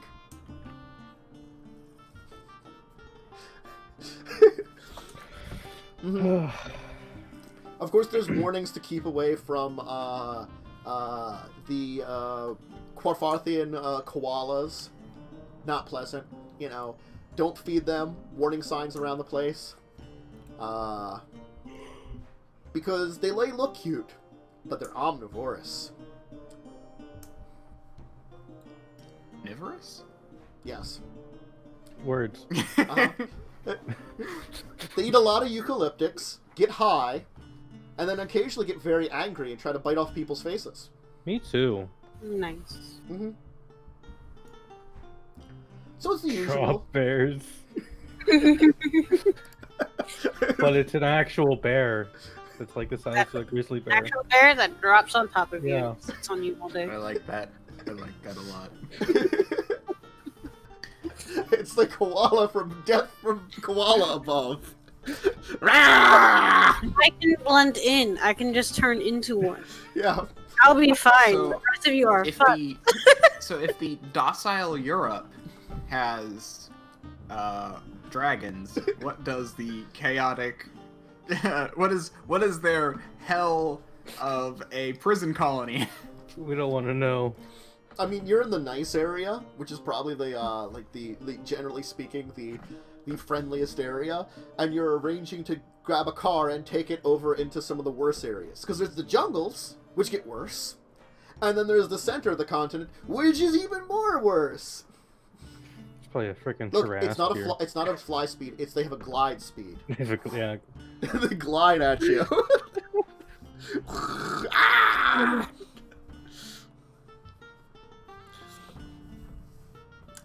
Yeah. So yeah, everything's kind of a little more awful here. Just a slightly more awful.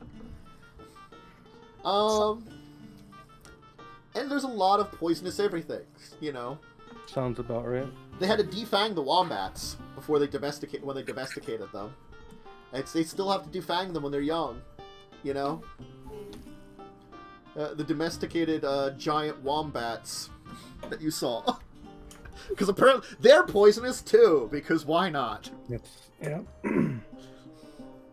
Everything is poisonous. Uh-huh. Good lord. So, again, it's a relatively laid-back city, except for the horrible things that live all around them at all times, but they're used to it.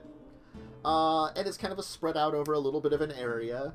There are, of course, places where you could arrange to get a car. What kind of vehicle are you looking for? Something with good gas mileage. Okay. A minivan. They probably have some minivans available. They probably have, like, some minivans, something akin to an SUV, some Jeeps. Take a station wagon out. Necessary for us to have a van. Station wagon. They probably have station wagons, yeah, and just some standard, just like what your classic, just it's a car. We need a dad car. No, you need station wagon. Yeah. Like olive green one with the wood panels. Oh no. We need that, and like the luggage on top, exactly. Certainly, I feel like all the vehicles out here are a little, like, dated in comparison to, like, you know, your area of the world, because, again, you know, like, this is the edge of the world kind of thing. This is probably the least settled area because of all the dangerous things here. As much as, you know, okay, you know, like Mazdaca and their version of the Americas are dangerous. Nah, this is like, you know, they got settled eventually a little bit, even if they're dangerous. This is just, you know, old-timey cars, you know, a little bit of everything just deadly, you know, the usual. Well, I suppose we should find ourselves a vehicle of some sort. Okay, so I just looked it up. Why are cars with the best gas mileage, like literally best gas mileage of all time, according to this website, are all in like the 1980s? Like not modern cars, like 1980s. That's because they didn't care about getting your money all of the time at that. I think it's They actually also... built things to be functional. Yeah, I think it's when we made gas less bad to burn, it Yep. made it less efficient to burn, kind of thing, too. Mhm. You know? Yes, that makes sense. I mean, we could also just get like a Jeep. Like, like sensible people. Safari Jeep. Mm. One that's got like a longer Jeep so you can have more space for all your passengers that you have, since you got a team, and you can have all your gear in the back, you know? We gotta fit Thursey's wings. Mm-hmm. There aren't many winged humanoids and races, so it unfortunate tends to be that there aren't a lot of vehicles that are set for winged people. They're like, we could get a car and specialized seating for the lady. It'd take a little while in to ship it in. We'll just squeeze her in. All right then. Glad to hear.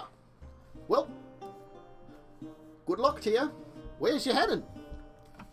I've actually forgotten the name of the place. You are heading to The world something. Ulatara. Veins of the world, but Ulatara. Ulatara Waste is what we can say. Okay.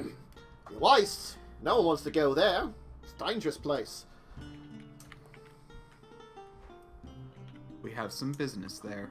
Rumors some kind of dangerous criminal element's been moving into that area, taking over some of the parts of the place. Crazy that is. Not with them based around. If you're heading across the mountains, though, be careful. Just remember, only travel during the day if you have no other choice. Most of the vehicles that travel during the night, they got extra armoring and stuff too. Gotta be careful about the big insects, big lizards, flying things. You know, all the usual. How do they feel about light? I mean, depends on what Would you're it talking scare them about. off? Probably not.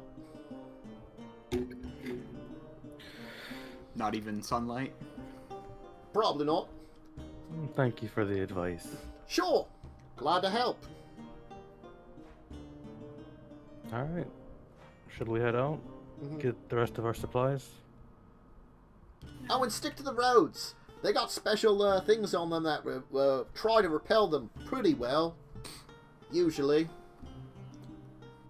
Now I'm just picturing like giant electrified barbed wire fences. Oh no, like what it is like the lamp posts along the roads are actually just like magical things that probably like try to repel creatures, generally speaking.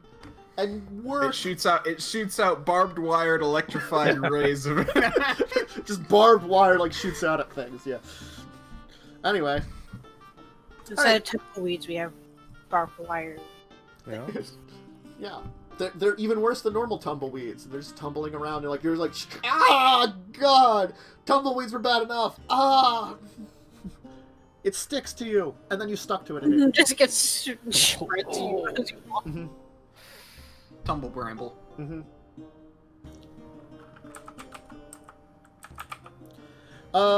So now that you're in the area and you're talking about that, you can find out a little about some of the things that are in the plains. The plains are fortunately slightly the Wagala plains are fortunately slightly less deadly than certain areas, and they've had to build crossings in for some of the very horrible things, i.e., certain points in time, the road goes actually underground to avoid like areas that like they can allow creatures to pass through.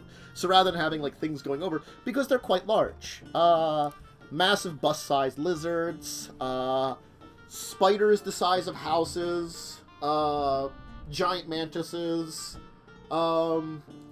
basically giant, like, huge-sized snakes, wandering elementals that range from about 50, usually earth-based elementals range from about 50 to 100 feet tall. They tend not to be very active. When they are, it usually is kind of watched under, because they're kind of like a living natural disaster a little bit there. There's a couple species of, like, massive turtle creature. And by massive, I mean, like, again, they'd be colossal sized in D&D, in older editions of D&D terms. So, you know, like, older They're like dragon turtles. Like dragon turtles, except they're land, yeah. The dragon tortoises. Yeah, dragon tortoises. So very large things like that. There's a couple of species of, like, hunting marsupials that are quite large. The smaller ones tend to be about the size of lions out in that area. The bigger ones tend to be the size of, like, elephants. Yeah, plenty of dangerous stuff out there. The usual. And everything's got a little bit of poison. Just a little bit. Also, the dire platypi, if you're near a river, worry about those things. Those things are nasty. Dire platypi. Dire Can platypi. we have it as a pet? I mean, they're about the size of your Jeep and quite aggressive. That is okay. We tried to get a dinosaur, so I think this will be okay. It's got the duck bill, except, like, you can see, like, it's got the really little tiny sharp fangs that it uses to, like, all along the inside of it. So it's, like, almost kind of like that, like, it's rather than just, like, a row of fangs, it's like that, like bed of fangs on the tops of, like, insides of each of the bills. So it just uses stabby crushingness inside of its bill. I would like this.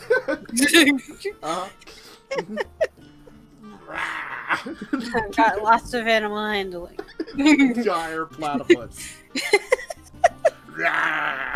Good lord. It's even weirder than the normal platypus. Just You made me leave my flump behind as a human. The least I can get is a pet. The Flump murdered a child. it's also got. You're absolutely right. It also, for the males, have antlers. Oh, God. Yes. Just a giant platypus with stabby maw and antlers, you know? Good lord. It's precisely what we need. Also, thank you for reminding me. I have prepared protection from poison and lesser I'm just gonna put down here in chat, dire platypus. Pet. I probably didn't spell that correctly. You will be. I think that is right. Good on me. I mean, you will be coming out near one of the rivers in the plains, and you could probably look around for a dire platypus. Also, yeah, really large crocodilians in the waters. So, you know, the usual, very, very large crocodilians. I'm just saying, if we get a chance, I'm gonna try and get it as a pet. You know, like prehistoric, like 50-foot long crocodilians. Yeah, you got some of those in the rivers occasionally, and smaller ones. Just let me know before you run off after poison. In fact, Alex, in character, just let me know before you run off after poisonous creatures. I would want to protect you a little bit. We'll Just don't bring anything back that might kill us. I can't promise. It's like, I promise, holding a giant poison. You probably, it's big enough that you're like riding it. You're like, look what I found.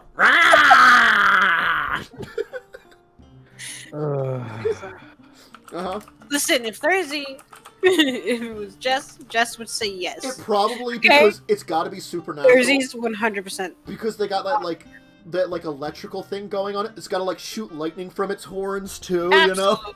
You know? Yeah. And also breathe fire for some reason. So it shoots lightning, breathes fire. You Guys, know? it's our own dragon. But in platypus form. Come on. We need to attempt this. It's gotta be weird. Just so much more weird. It can also climb trees for some reason. I don't know why. Guys. Come on. Telepathically to the sword, Dox is just gonna say, "Do you see what I have to deal with?" I'm gonna post this picture in there. I love it. A human is Mishka. Like, hey guys, look. Also, let's make it even weirder. It's got 6 limbs. Oh, Dude. that's disgusting. Come on. This is the thing I have designed now. The dire platypus is even weirder than anything. It is unusual for most land creatures. That is developed 6 limbs, unlike all the other 4-ish limbed forms. Yeah. Dire I need platypus. it. Anyway. Maybe you can arrange on the way back out. Yeah, Yes. on the way back out. Coming back for this. Yeah. You arrange to get the dire platypus then. Mm-hmm. Because then you just have it sitting on top of the Jeep. You're like, "Rah!" It will protect us. Rah! We'll have a nice collar and everything. Dox, you just see Dox's eye twitch. It's gotta secrete a resin and create insect-like nests because of it. From its mouth, they're like, "Oh, ah, ah." We take it home and it builds a nest on the side of the apartment. Like on the fire escape, you know? I don't know why I'm making this weirder, but I love it. Okay, I just ran into something which I find hilarious. In D&D lore, apparently platypi were created the same way owlbears were. Sounds about right. Oh, hi, Damien. My God. Damien approves. Of course She she does. has arrived. To decide does. it's a good idea. Of course she does. The dire platypi. Anyway, I'm not sure how accurate this thing around across is, but that's what I mean, it's a good joke. Even if it's not true, it's a good joke. Canon Yeah. now. Oh, it's cute. Kitty. Hi, buddy. I'm the kitty. I'm cute.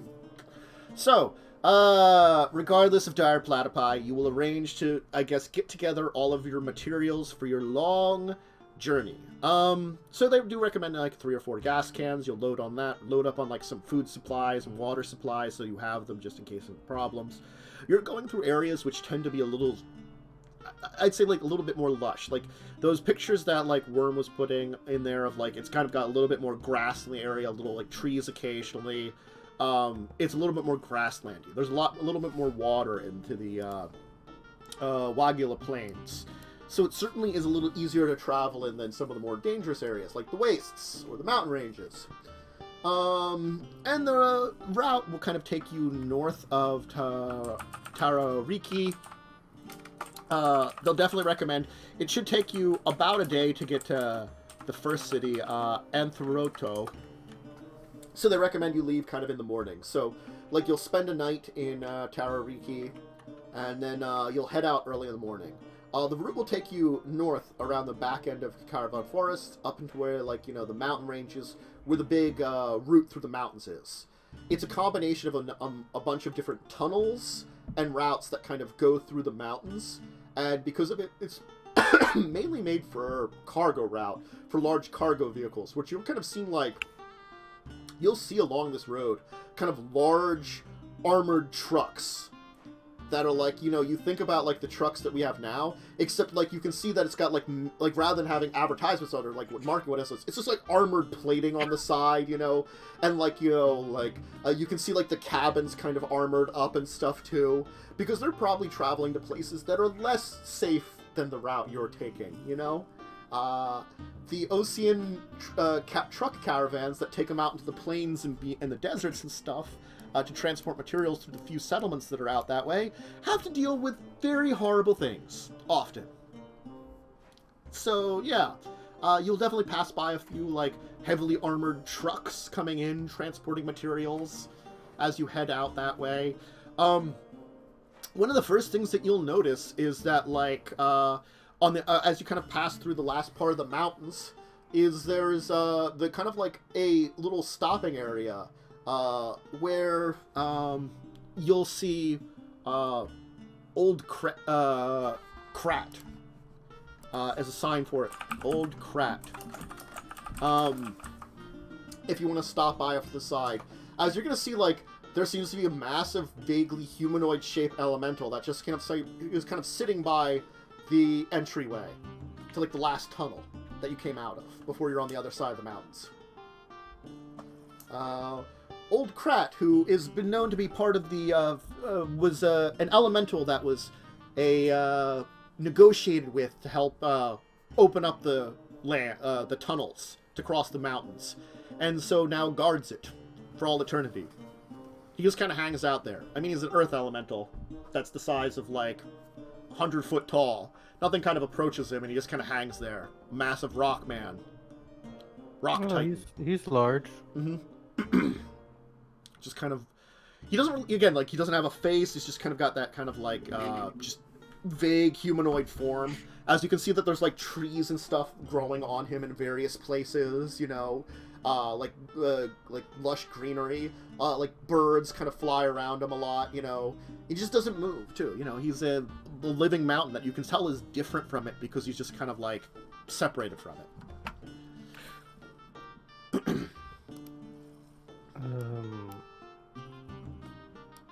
Should we ask permission to go through from him? Well, this is on the on the side of the Wagyu plain, so you've already passed through. Oh, we've already passed. Yeah. So it's sort of like you've now exited the other side, and he seems to be like, because again, the plains is filled with much more dangerous things than the other side, you know, and the mountains are a very good impasse for preventing a lot of things from crossing. But still, nonetheless, they did make a roadway through the mountains, like a proper roadway. Okay. Like, you know, if you want to stop and see the sign, according to the sign, Old Krat has been here for about 500 years, watching over since the original roadway was created. It has been developed a lot more since then, kind of paved over, made a lot more modern, but still Old Krat just, you know, kind of sits here. Even so, the druids that made the druid circle that made a deal with him has long since passed on. Still, you know, Mishka, you can see that, like, still shamans give their thanks to Old Krat now, so, I mean, you could attempt to commune with the giant elemental. Dox takes a picture of it. Well, can I also, like, leave, like, a little thanks, like, offering type thing? Sure. Maybe? So that... Can't wait for you to leave something offensive. Mm-hmm. Oh! Roll nature. Let's see. We'll use nature as your way to see how, like, good you are at leaving something. You probably can't really fail this, but, you know. Alright, I mean, my idea of a dire platypus has become so much better than, like, you know, the one that probably that picture's gonna be. I'm gonna be honest with you. Your idea is an aberration. It does not exist. I love it. It is a magical beast, thank you. Counts as a magical beast. Mm-hmm. Just know that we will have this in our apartment. Oh, God. Like, I will get whatever I can.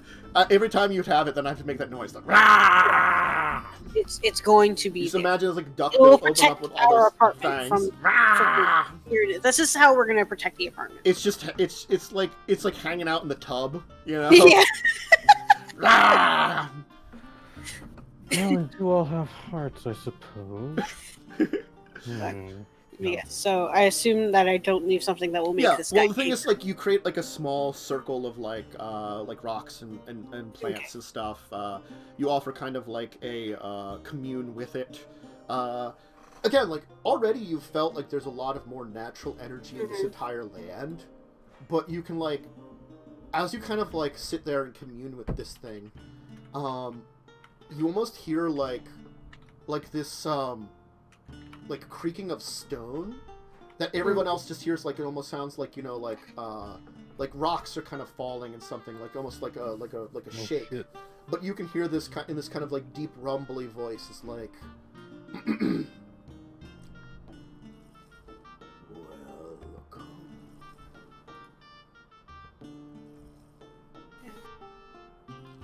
That kind of echoes throughout the entire thing. You just hear that voice. Mishka gives like a small nod. It's like, thank you. We'll be very careful here.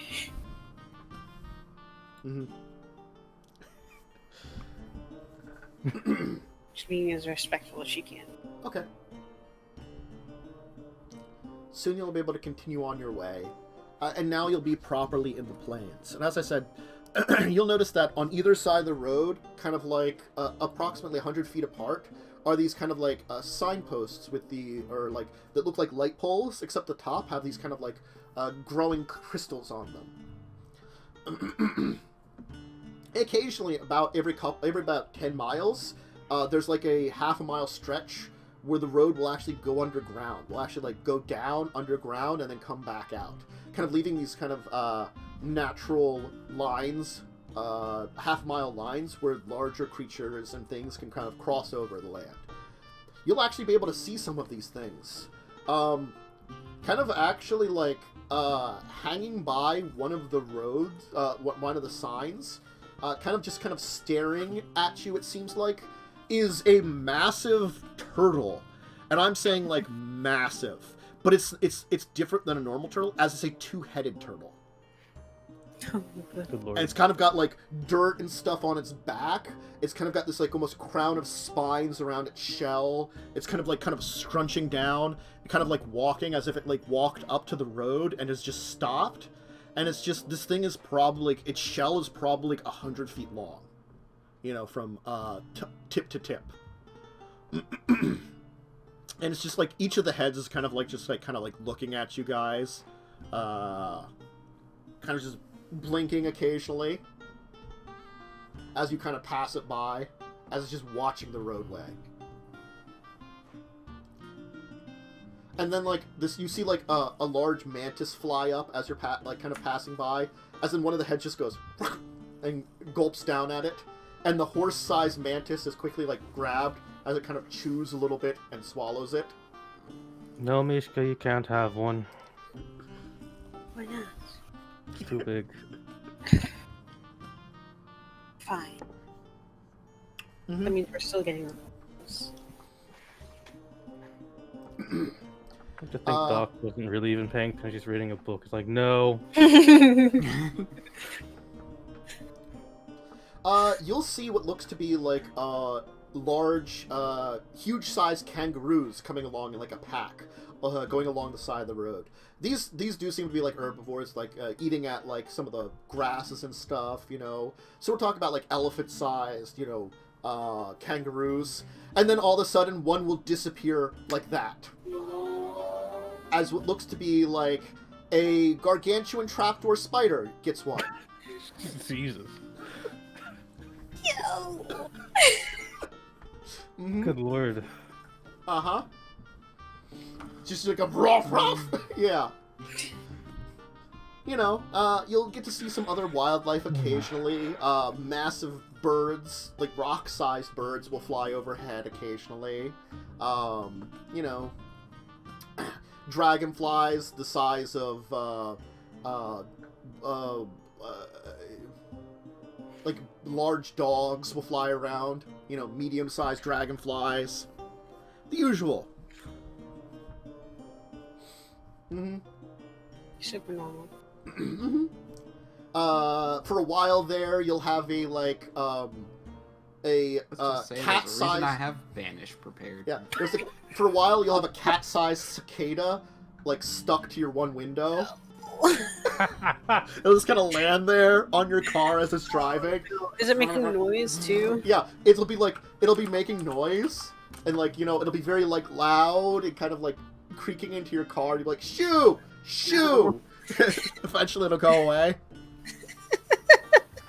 Uh-huh. Yes, I don't want that one. No. That one seemed like a manageable size. But it's bad. Mm-hmm.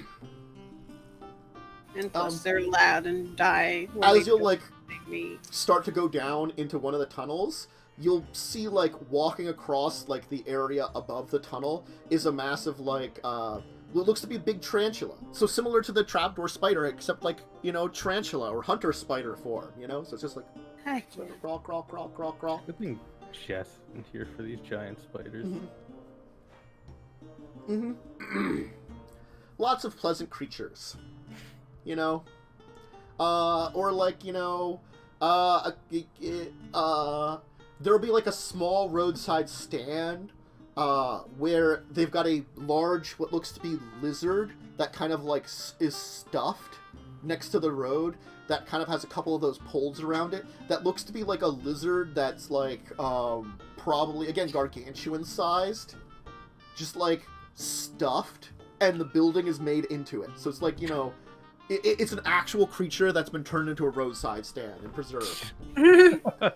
No. They seem to be serving. They actually are serving lizard steaks, lizard-based food. Charming. Mm-hmm. Tasty. That's for self. Well, I mean, lizard folk will I eat or- anything. I order one.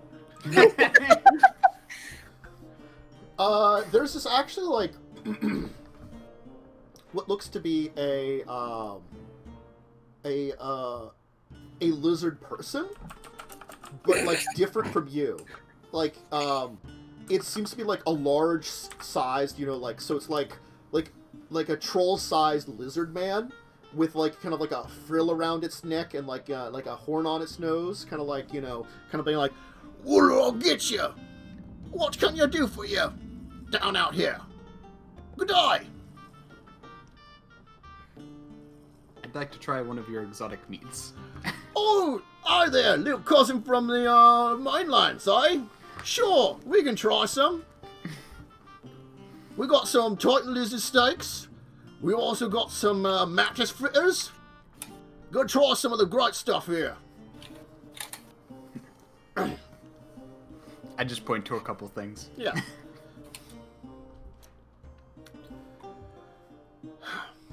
What? Yeah, as he's kind of like going along, like you'll like see this, you'll hear this, and he'll like slap as like there's like a large, what looks to be like mosquito, like in his hands. That's Oh, no. probably like, you know, like 6 inches long.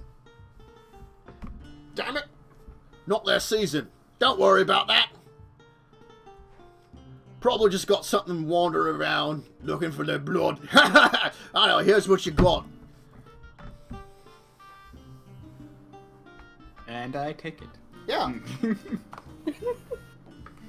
Feel free to stop by Thank you, sir. anytime you want. It's called like probably like Frill's Delectables.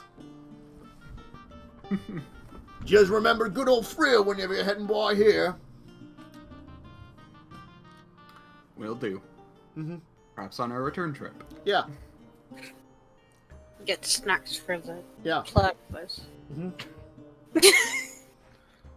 Always nice to meet a tiny cousin. And always nice to meet a larger cousin. Right. Uh-huh. Everything's better in Osse. I mean, bigger in Osse, including the lizard folk. Fair. Uh-huh. Why did they all grow so large? Uh-huh. Large and poisonous. Could you imagine all the people there are poisonous too? Yeah. Yeah, those Probably giant... the lizard folk are. Yeah. Uh-huh. They're probably poisonous. Yeah. Mm-hmm. Anyway. It is an interesting journey across the plains of Osse, the Wagala Plains. And eventually, though, you will land in Atheroto. So Atheroto is known for having, like, you can see that there's actually kind of like a 20-foot high wall around it. That seems to be built, a 30-foot high wall that's built all around it. That's kind of the basic thing about it. It's like kind of big dirt wall. It actually looks like it's made of like dirt, so it's kind of got grass and stuff kind of growing on it. And there's kind of like just like a kind of entryway where it's kind of open now, but you can see that it looks like two large boulders that are there. It seems as though that like Osean shamans, you know, like manipulate the earth and kind of like move boulders around in the middle of at nighttime, you know, and basically created like dirt walls which kind of protect the entire thing. So it seems very natural, keeping things away. The village is actually kind of bustling. There's a little bit of farmland in here, where unlike on the coastline where they were farming the big wombats, they are in fact farming the huge kangaroos. So they got, like, big old kangaroos their size of elephants wandering around, like, eating stuff, you know, and, like, in these little, like, farm pastures inside the walled area of the village. You'll actually see, there's not a lot of cars either. Instead, they're riding, like, massive lizards. And I'm not talking, like, I'm, like, talking, like, you know, like, huge-sized lizards that have, like, sometimes, like, one saddle on them, or they'll have, like, multiple saddles on their back. Actually, there's some of them, actually, like, and there's also, like, a number of these, like, large land turtles that have, like, that are, like, moving along, that have, like, looks like, goods on their backs. They're very, like, natural ordered. There are a few cars and stuff around, and, of course, the truck line kind of comes through here. But otherwise... Did you ever use them as, like, party buses? Yeah. The turtle is a party bus, you know? It's a big, like, you know, huge bus turtle. Like, one comes wandering in through what looks to be, like, another, like, gate that doesn't have the road, you know, that looks to be, like, traveling from somewhere out in the plains. It looks as though they're using this, like, large turtle, which is basically, like, again, like, a huge-sized turtle that can have, like, looks to be, like, almost like a house on its back that kind of travels along. That, like, it looks like an entire family of, like, Oselanders are kind of, like, using it to travel around the area. There's, of course, like, a little kind of, like, motel area here that you can kind of settle into for the night. A couple of restaurants.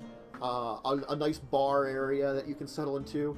And everybody's very friendly to you. You know, like, there's, in fact, like, you can see, like, in the center of this town is actually, like, a massive kind of, like, looks to be, like, a druidic set of, like, stones. So it's kind of like a stone circle kind of thing set up, where, like, the shamans of the place kind of, like, study and stuff.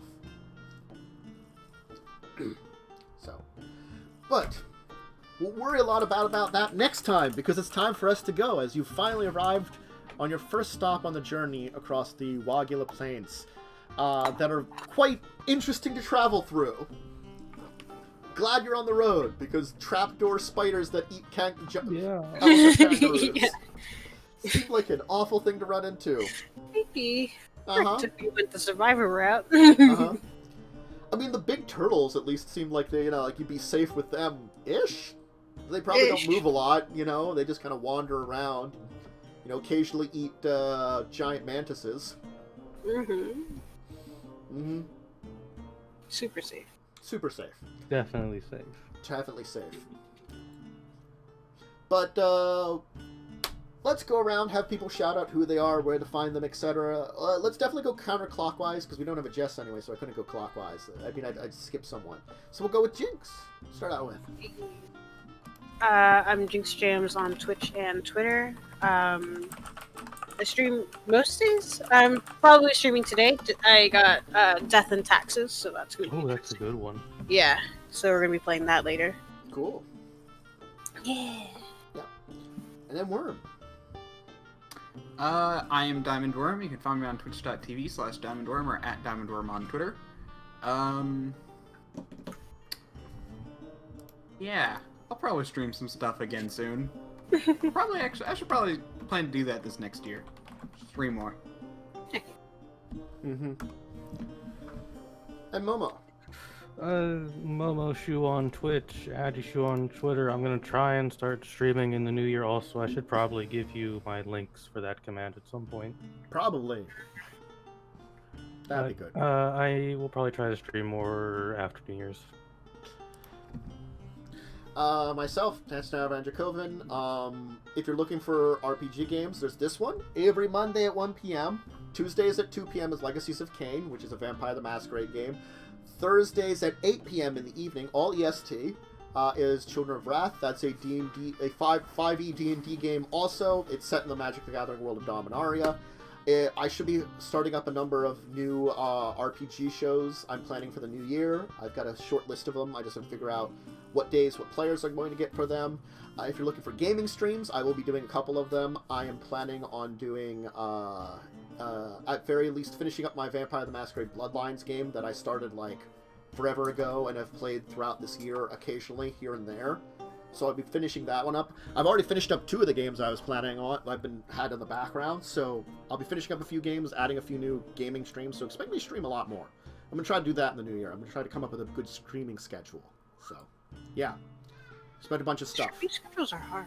They are hard to They do, are. especially like when you kind of, when you stop doing it for a while. Like I kept with the RPG streams, what we've been doing now, but I stopped the other stuff, and it's kind of hard just to get back into the general gaming.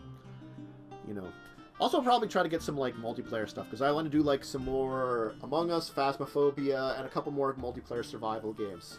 Definitely, because I like If you those. do Among Us, you should definitely try to get the proximity chat for it. It's fun. I want to try some of both of them. You know, kind of split between them because they're very different, both of them. And I haven't done a lot of normal too. You know. But Yeah. I've never played it, and I want to. I've never been. I maybe Among Us. Mm-hmm. I prefer Project Winter. hmm Uh-huh. I got bored of like normal Among Us, so I started doing like mini games, like hide and seek and stuff like that. Mm. So I've also only played like 3 games of Among Us. valid. Mm-hmm. It depends on who you're playing with too about how it can. That I've, too. I've Yeah, definitely seen like, absolutely. the Among Us is definitely a thing. Like, you want people that are there to have fun and not be too serious about it, but not like People- also be too silly. A little silly is okay, but you kind of have to find that good balance. Yeah. Like, you can be a little trolly. Like, I like to do a little trolling, but I always also get my tasks done when I'm a crewmate and Yeah. trolling people. I'm making sure to get my tasks done. So, like, I might mysteriously be standing on top of a vent for like 10 seconds, but I got all my tasks done in that area. Yeah. Mm-hmm. Just always vote yourself every Uh-huh. time. Yeah. Yeah. Anyway, let's get going.